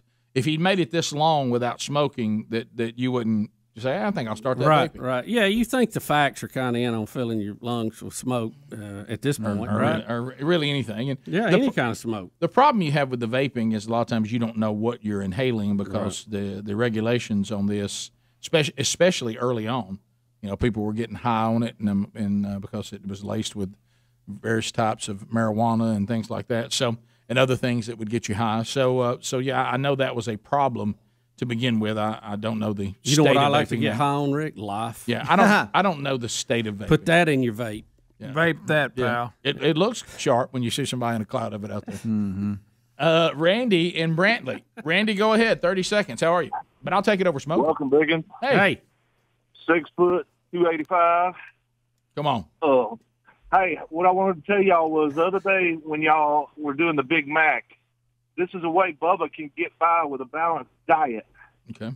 Take the bread and the lettuce out of the middle, fold it, he got his salad, and then he just got him a double cheeseburger. Well, there you go, Bubba. I'm not. Can't you just eat it all together? Yeah. If it's almost you could have said the salad is already in there. Right. That's kind of how. Yeah, you could have said that. It even has $1,000 dressing on it, which is all the secret sauce is really. That's a lot to handle. Chuck in Cincinnati. Chuck, welcome to Rick and Bubba. Go ahead, Chuck. Gentlemen, I made an emergency trip. Well, not emergency, spur of the moment to Pensacola. I drove through beautiful Alabama, past the studio, saw the Bradford pears, and talked to my wife. And I'm sneezing and wheezing. I'm back in Ohio now. things are killing me. And I lived in Tennessee forever, so. Yeah. The Bradford pears, they are blooming, and all the cherry trees are blooming. Everything's blooming. Bloom. There's a lot going on. Mm-hmm. Isn't the large majority of our pollen from pine trees, though? Isn't that the majority of it? Probably. I don't really know, but yeah, probably so. That makes sense. But yeah, how about the Bradford pear? Well, he'll come on out. He'll let you know. And they're quite beautiful. They really are. They're good to look at. They don't smell very good, but they're good to look at. Now the smell get your attention. It does get your attention. Kathy in the great state of Alabama. Kathy, you got 30 seconds on the troll. Go ahead. Good morning. I just opened up my email at work, and I had a quote from Shakespeare there, and I heard you guys talking on Google out in the lobby, and it just brought back memories of good old boy theater. Yes. Bubba, we really need a quote or two. Yeah, we may have to bring that out this week. Yep. It's time for it. We get the pollen off my cape. You know how you get the hankering for something. We need it, Bubba. Yeah. Okay. All right. That's a good one. Yeah. So yeah, sometimes you start getting a little hankering for something you hadn't had in a while. Yeah. And so where is your cake? You have any? Yeah, I sent it to the cleaners. I need to see if it's got back yet. You don't even know where it is, do you? I kind of think I know. If it ain't there, I won't know where it is. John, oh boy, what about that feeling when you go to where you think it is? Oh yeah, if it's not there, you're like, hey, it's in here. Then I immediately go, hey Betty, have you seen my? John in Greenville, Alabama. John, go ahead. 30 seconds. Hey guys, love the show. Thank you. Me and my wife, 7 years together, our anniversary. We love the song, so we're waiting to hear it. But Rick, let me tell you something. Many years ago, before we got married, I attended one of the sportsmen's banquets, and you were speaking, and you really pushed it on me that this is a covenant with God before your wife. So it really put things in perspective. And if that hadn't been beat into me, there's no telling what kind of husband I could have been. Well, that's great, man. Jesus radically changed my life, and we're madly in love. So just wanted to hear the song. Love you guys. All right, here we go. 1, 2. Happy anniversary, baby. I got you on my mind. And we wish you many more. Greg to sing and thank you. How about you lay that foundation right? It goes a lot better than if you lay it down wrong. Amen. And roll from there. Not perfect, but at least you kind of understand the whole deal. And that's at least you got a shot. Can I tell you something that's kind of funny? When you just said enroll from there, I thought you were going to say enroll tide. Sean in Mount Eagle. Okay.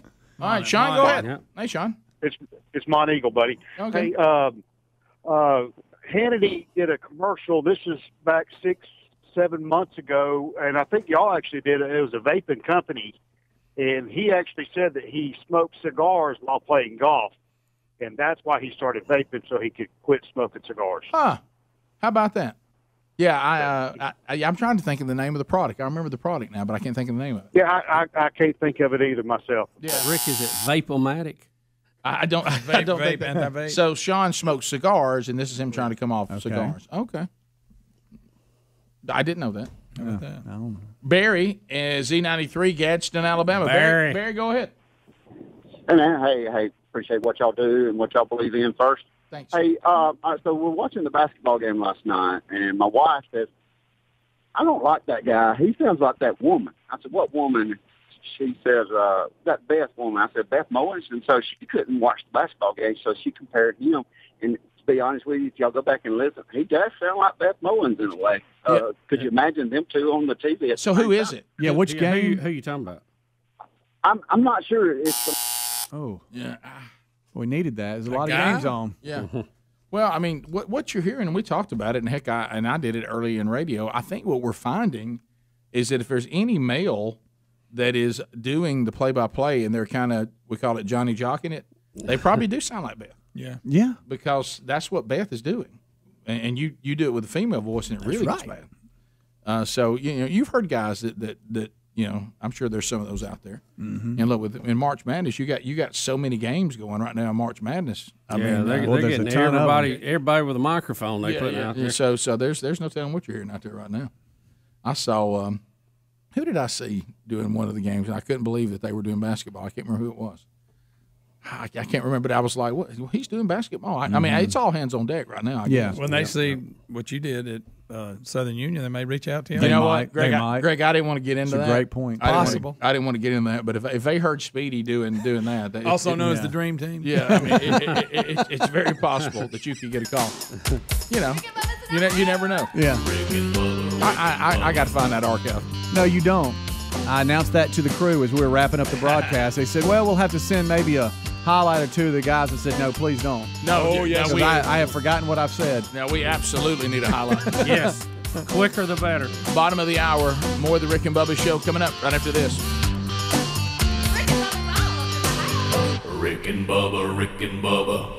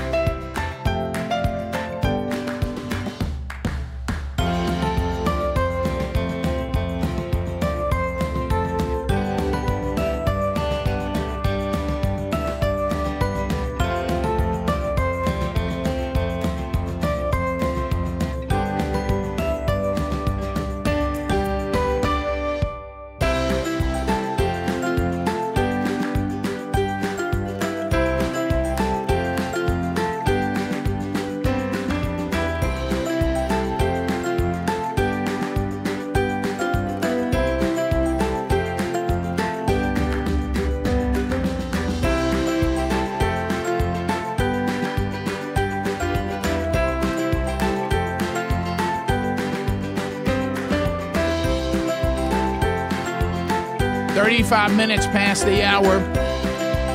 Rick and Bubba Show. Ancestry.com/Bubba. How about this? This is the story of your family. And, you start thinking about, where you come from, what happened, some of the things that you might want to think about. Did your great-grandmother work hard to raise your children and her children and keep her family together? Did your grandfather march for social justice of some type and maybe help pave the way for change? Did your family persevere through some natural disaster that was historic? You just look at the list of things that may be part of your family. And if you'd like to find out more, because the story of your family is ultimately the story of you, your family they've been through challenging times probably long before you face the ones you're facing now. Ancestry.com/Bubba helps you search billions of records to learn more about the ancestors who came through remarkable challenges so you could be here today. So find out about it by going to Ancestry.com/Bubba. We'll get you a free trial. That's Ancestry.com/Bubba. There's also a link at rickandbubba.com under the sponsors button. Bubba, another update today on the pandemic. Yeah, hey. Bad medicine. Bubba, AstraZeneca. Another one of our big drug companies. They said Monday that advanced trial data from the U.S. study on its vaccine shows that it is 79% effective at preventing COVID-19 and 100% effective in stopping severe cases and hospitalizations. More good news in the battle. Early findings are among the information AstraZeneca has submitted to the Food and Drug Administration.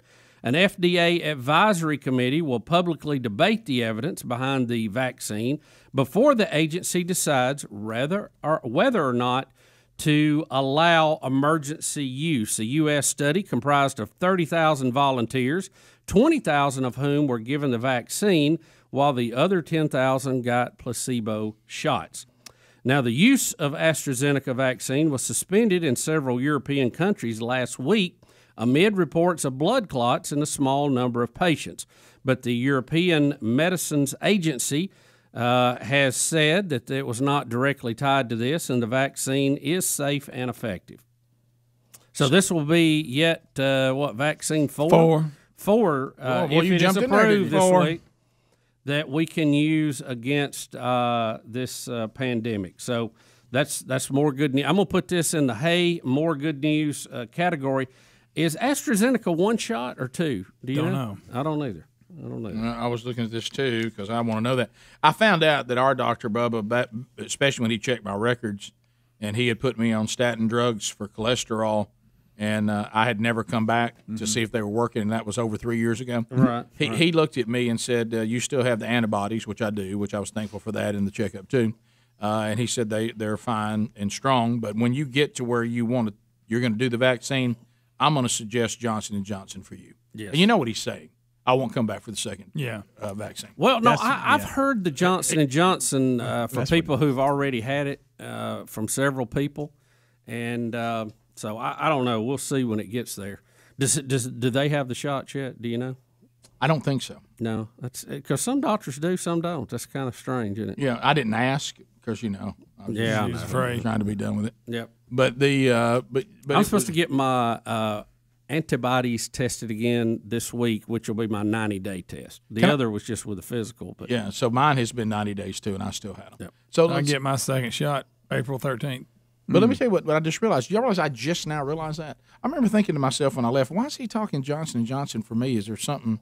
Is it my blood type? Yeah, it's one shot, right? No, what he's saying is it's one shot. He really all he was missing was his squinted eyes going, I'm going to give you Johnson & Johnson. Because you won't come back. Yeah, no, because we'll never get you back for You know why? Because you'll say, that one's better than none. No, I will. I'll be like, well, that's 60%? still. Yeah. Well, no, I think it's more about 80 Is it for 80? the first Well, one. I may not go back. I don't even want to say. Here, I may not go back. Nah. Depends if I got anything else to do that day. You've been giving me a tough time on Pfizer. Arm was a little sore. And my parents are okay so far after their second shot. It's been about 4 days. Keep an eye on them. You know, one reason I was thinking about it, because I mean, from all indications, as we've began giving these, they're safe and they're effective. We'll see. I mean, day one we're all skeptical, but every day there's more and more evidence out there. Talk to me 10 years from now. Yeah, but since Greg got the Moderna, you may want to get something else, just so if something does go south. Well, I like how our doctor's thinking. Can I just get Burgess one shot, please? Of course, maybe it'll get this way, but basically now, wherever you go, what they got, that's what you're getting. You don't get to choose. No, you're right. You're right. He was saying if they have a choice, if he has a choice, he's going with that. He's going to give me Johnson & Johnson. And I didn't understand it until just now today. It's obvious. And Rick, there was a great article. That was kind of he dropped the hammer on that. This morning about the couple who actually started the German biotech firm that partnered with Pfizer to develop their vaccine. And, we were talking about it rushing and, being all this. But they've actually been working this technology for about 20 years. They were working on some cancer drugs and then broke off to do this when the pandemic hit. But they were saying in their study that they're going to be ready to put out an mRNA vaccine shot, or I guess it wouldn't be a vaccine, or maybe it would, for cancer. They said very possibly within 2 years. On particular tumors. It won't be for everything. Yeah. But the ones they were working on, that they might have something ready to test in 2 years. So that's big. Yeah. And we were hoping that they'd be spin-off technology. Sure. What if after the second shot Greg gets, he gets really emotional and he can't stop crying? And, that's already happening. And telling us it like he loves us and stuff? No, that's never going to happen. And you don't know, and you can't change it. You're like, I know I'm doing it. No, I want to stop. I hear it. It makes me mad. The update on Biden. Hey, I say it. Where did he go? Where'd he go? In the basement. Does anybody know? Basement Joe. Great Joey. Fresh from falling 3 times going up the steps to Air Force One. Did he skin a knee? Does anybody Somebody know? help me. Bubba, we still haven't had a news conference on a person who was sworn in as the new president. It's now been 61 days, but the Biden administration says, "Don't worry, it will be soon." All righty. Now they just let the wind calm down so it doesn't fall, and we're going to wait till there's no wind blowing. We're going to wait sure there's not a fresh wind. Yeah, 12 miles an hour took him down 3 times. I mean, I'd hate to see what 18 did.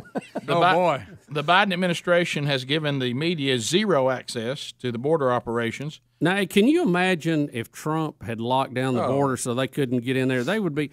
Jim Acosta would be out there crying his eyes out. Yeah, he would. Right. Where are these coming from? That's so good. You video people are having too much fun with this. Oh, there he is around the whatever it's called. The monolith. Monolith.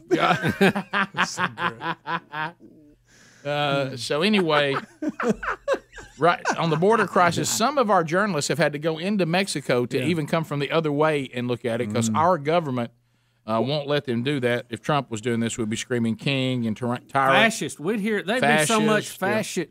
Watch it. Watch it. Well, it's not a dirty word. Yeah, 823 unaccompanied migrant children are being held in the Border Patrol custody now. They've been there for over 10 days. 823 unaccompanied migrant children. Wow. Now, Rick, I think that number's way low. I saw another story that said there was a lot more than that. But hey, you know what? Nobody knows because there's nobody there covering it. And I saw where one of the guys that's in Human Health Services was saying, "Hey, we're putting y'all together some video to give you. Putting you together some. How about just hit record and hand it over? Yeah, you got to edit it. And you're talking about that's exactly what it sounded. He didn't realize what he was saying." But that's basically what he was saying. We got to clean this up a minute before we let you. Now, what are y'all talking about? The challenge or the crisis? Challenge or crisis? It's a challenge. So anyway, and Speedy says, good news, taxpayers. If you're a taxpayer and you're listening to somebody say, hey, we are now going to buy how many hotel rooms? $86 million towards hotel rooms for migrant families at the border. Taxpayer we're not getting anything for that. It'll be used up and gone. We don't. There's no. Nothing we're purchasing there, but it will be humanitarian response to people who have broken the law. And what is that, 86 million? 86 million. 86 million. And don't forget, too, these people haven't had a vaccine, and we don't know about antibodies. We don't know anything. So that's bring them on. Yeah, just bring them on in. But maybe you can go to a ball game. Right. Rick and Bubba. You know, any other time they call these super spreader events. Yeah. 15 minutes to the top of the hour. Your phone calls to wrap the hour up, and any stories that we may have missed, including there's an update on Trump's return to social media. That is how about that? Yeah. We'll hit that. We'll take your phone calls at 866-WE-BE-BIG when we come back. Rick and Bubba, Rick and Bubba.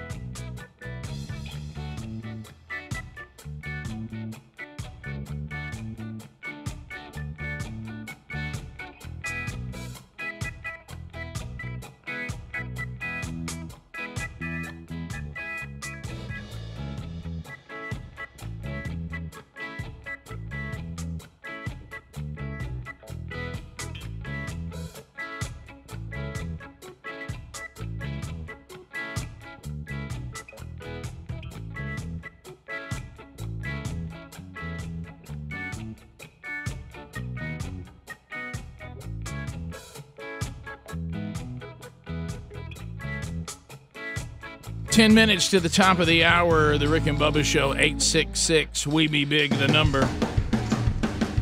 So those of you that are wondering when will Donald Trump return to social media, well, according to his spokesperson, Jason Miller, says, I don't think we are going to see President Trump returning to social media probably, and I do think, we're going to see him return in about 2 to 3 weeks with his own platform. This is something that I think will be the hottest ticket in social media. It's going to be completely, and it's going to completely redefine the game. You can tell he's the spokesperson for Trump, can't you? And everybody's going to be waiting and watching to see what President Trump does, but it will be his own platform. And this is from his lifelong advisor, Jason Miller. You know, I'll be honest with you. I hope something that is sustainable does come along, because there's a couple of them we got now I'd like to punt and tell them have a nice day. YouTube, think about this statement. YouTube said earlier this month that it would lift Trump's ban on its site when the risk of incitement to violence abates. Okay. Well, what committee's going to decide that? Them. So anyway, well, I'm glad. Any ideas what he'll call his social media platform? Can I ask you this? Who's going to get their social media platform out quicker, he or Mike Lindell? Listen, I'm glad. You know what? Say what you want to. I am glad Mike Lindell is going to challenge some of these things. Yeah. He's one of these guys that's a mover and shaker, and Trump is too. So good for them. Yeah. What do you think they'll call it? What do you think Trump will call it? It's going to be Trump something, sure. Oh, yeah. He's going to have his name in it. Right. Definitely. Right. Yeah. I don't know. That's a good one. Wouldn't you like to be in on that meeting when they're trying to decide? Oh, gosh. Because, Trump will have his own idea about something. Oh, yes. You think? Yeah, so that take a lot of input. It'll have something about the greatest. When Cliff Sims was talking about the tax cut bill they were trying to get through, and Trump wanted to call it the cut bill. Yes. The cut bill. Who else would come up with that? Let's call it cut. To the phones we go. Stoney is out of Fayette. Hey, Stoney, welcome to Rick and Bubba. Hey, Bub, what's going on? Buddy. You are? Hey, are y'all aware that Beth Mullins has already called an Alabama game? Alabama basketball or football? Or baseball?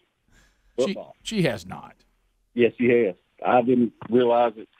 I was going through some YouTube videos on Saban, and there was a Western Kentucky game, and it was, remember when he blew up all over Lane Kiffin? Well, that happened a lot of times. Which time? I was going to say, are you sure it wasn't back during the Shula years or something? He really chewed that A out. Oh, when he said it was a HU, and that was his statement after the game. I remember that. Oh, but you can look it up YouTube. Look, Saban yells at Lane Kiffin, Speedy. And they come right out of the break, and she's calling. She says, Saban hot under the collar after that call. Saban looks like he's hot under the collar. Oh, yeah. Okay. That's it. What was the situation? Do you remember? Because I know the Western Carolina game must have been a nail biter. Yeah. Was that? Yeah, he hated when they'd be way ahead. They jump off sides or do something stupid. Something got sloppy. Look at Saban. Looks like he's a little hot under the collar. Lane said something as he was walking away, and he had to come back. Yeah, let him have a little more. Wouldn't you just love to hear some of their conversation? Face. Look at the face right there. Yeah, I know. Cold face. Yeah, that's it right there. Really mad. Veins. Hot under the collar. So I imagine Coach Saban let you know what he thought. Absolutely. I didn't hear him there. Yeah. Maybe I was just – that's the color guy to go. She's play-by-play. Classic Saban, and I know your dad had this in him too, is that he walks away and you think, okay, he's done, and he turns around and he's not done. He's not done. He thinks it's something else. And you think, okay, he's done again. No, he's not. Here he's coming back. He's coming back. You know what that is? That's face is red. That's driving the point home. Double back. And I'll tell you something else. Yeah. It's like, I don't think you get what I'm saying. Heath in Birmingham. Heath, go ahead. Crystal clear. Heath, go ahead. Hey. They call that a fresh breeze that knocked Biden to the ground on the steps. Mm-hmm. Yeah. We used to call it breaking wind. Was on hold for a while, too. I wanted you to spell steps.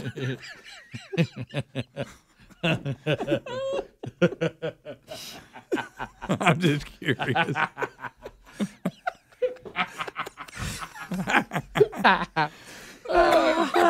Greg, I don't think their shots are making you nicer. I think they're going the other way. I'm just observing. It's the second one, Bubba. STAYUPS.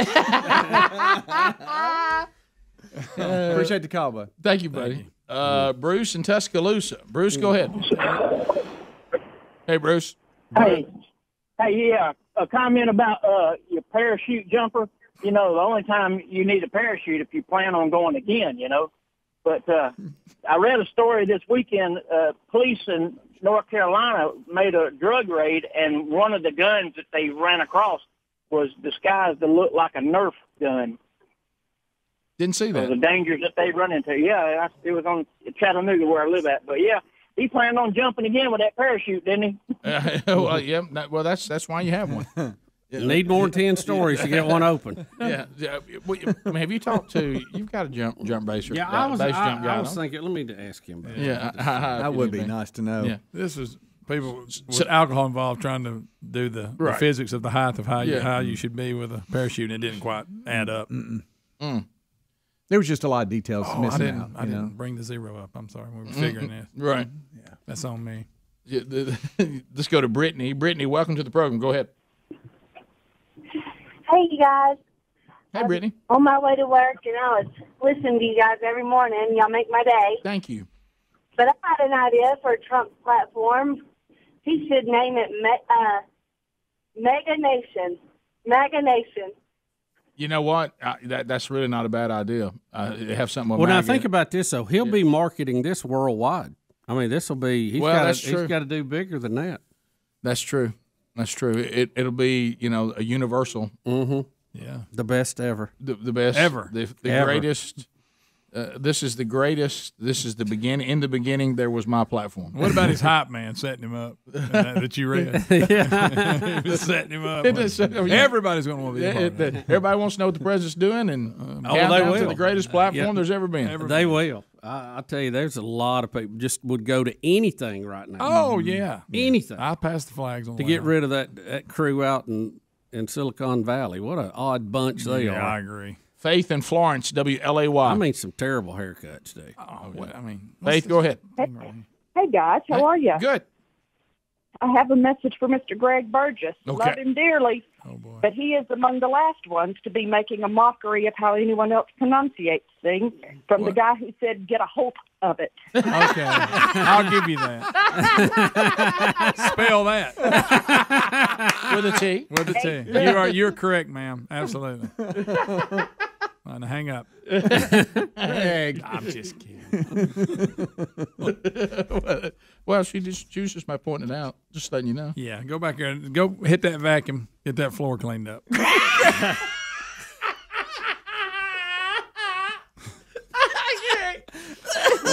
Go and plug out the wall. I'm plugging it to the wall. I had to feed me. I know. It's game. You're talking anything. Yeah. Oh, my goodness. I can't hear the TV.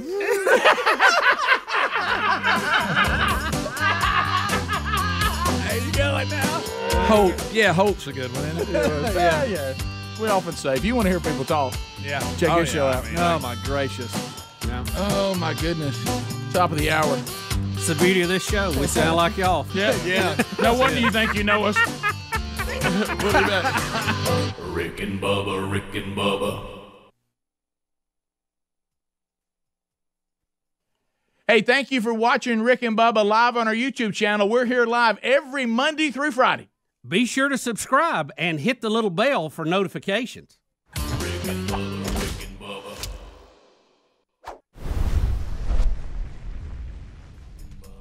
Day without him, brother. Rick and Bubba, Rick and Bubba. Oh, there is no other. Rick and Bubba, Rick and Bubba.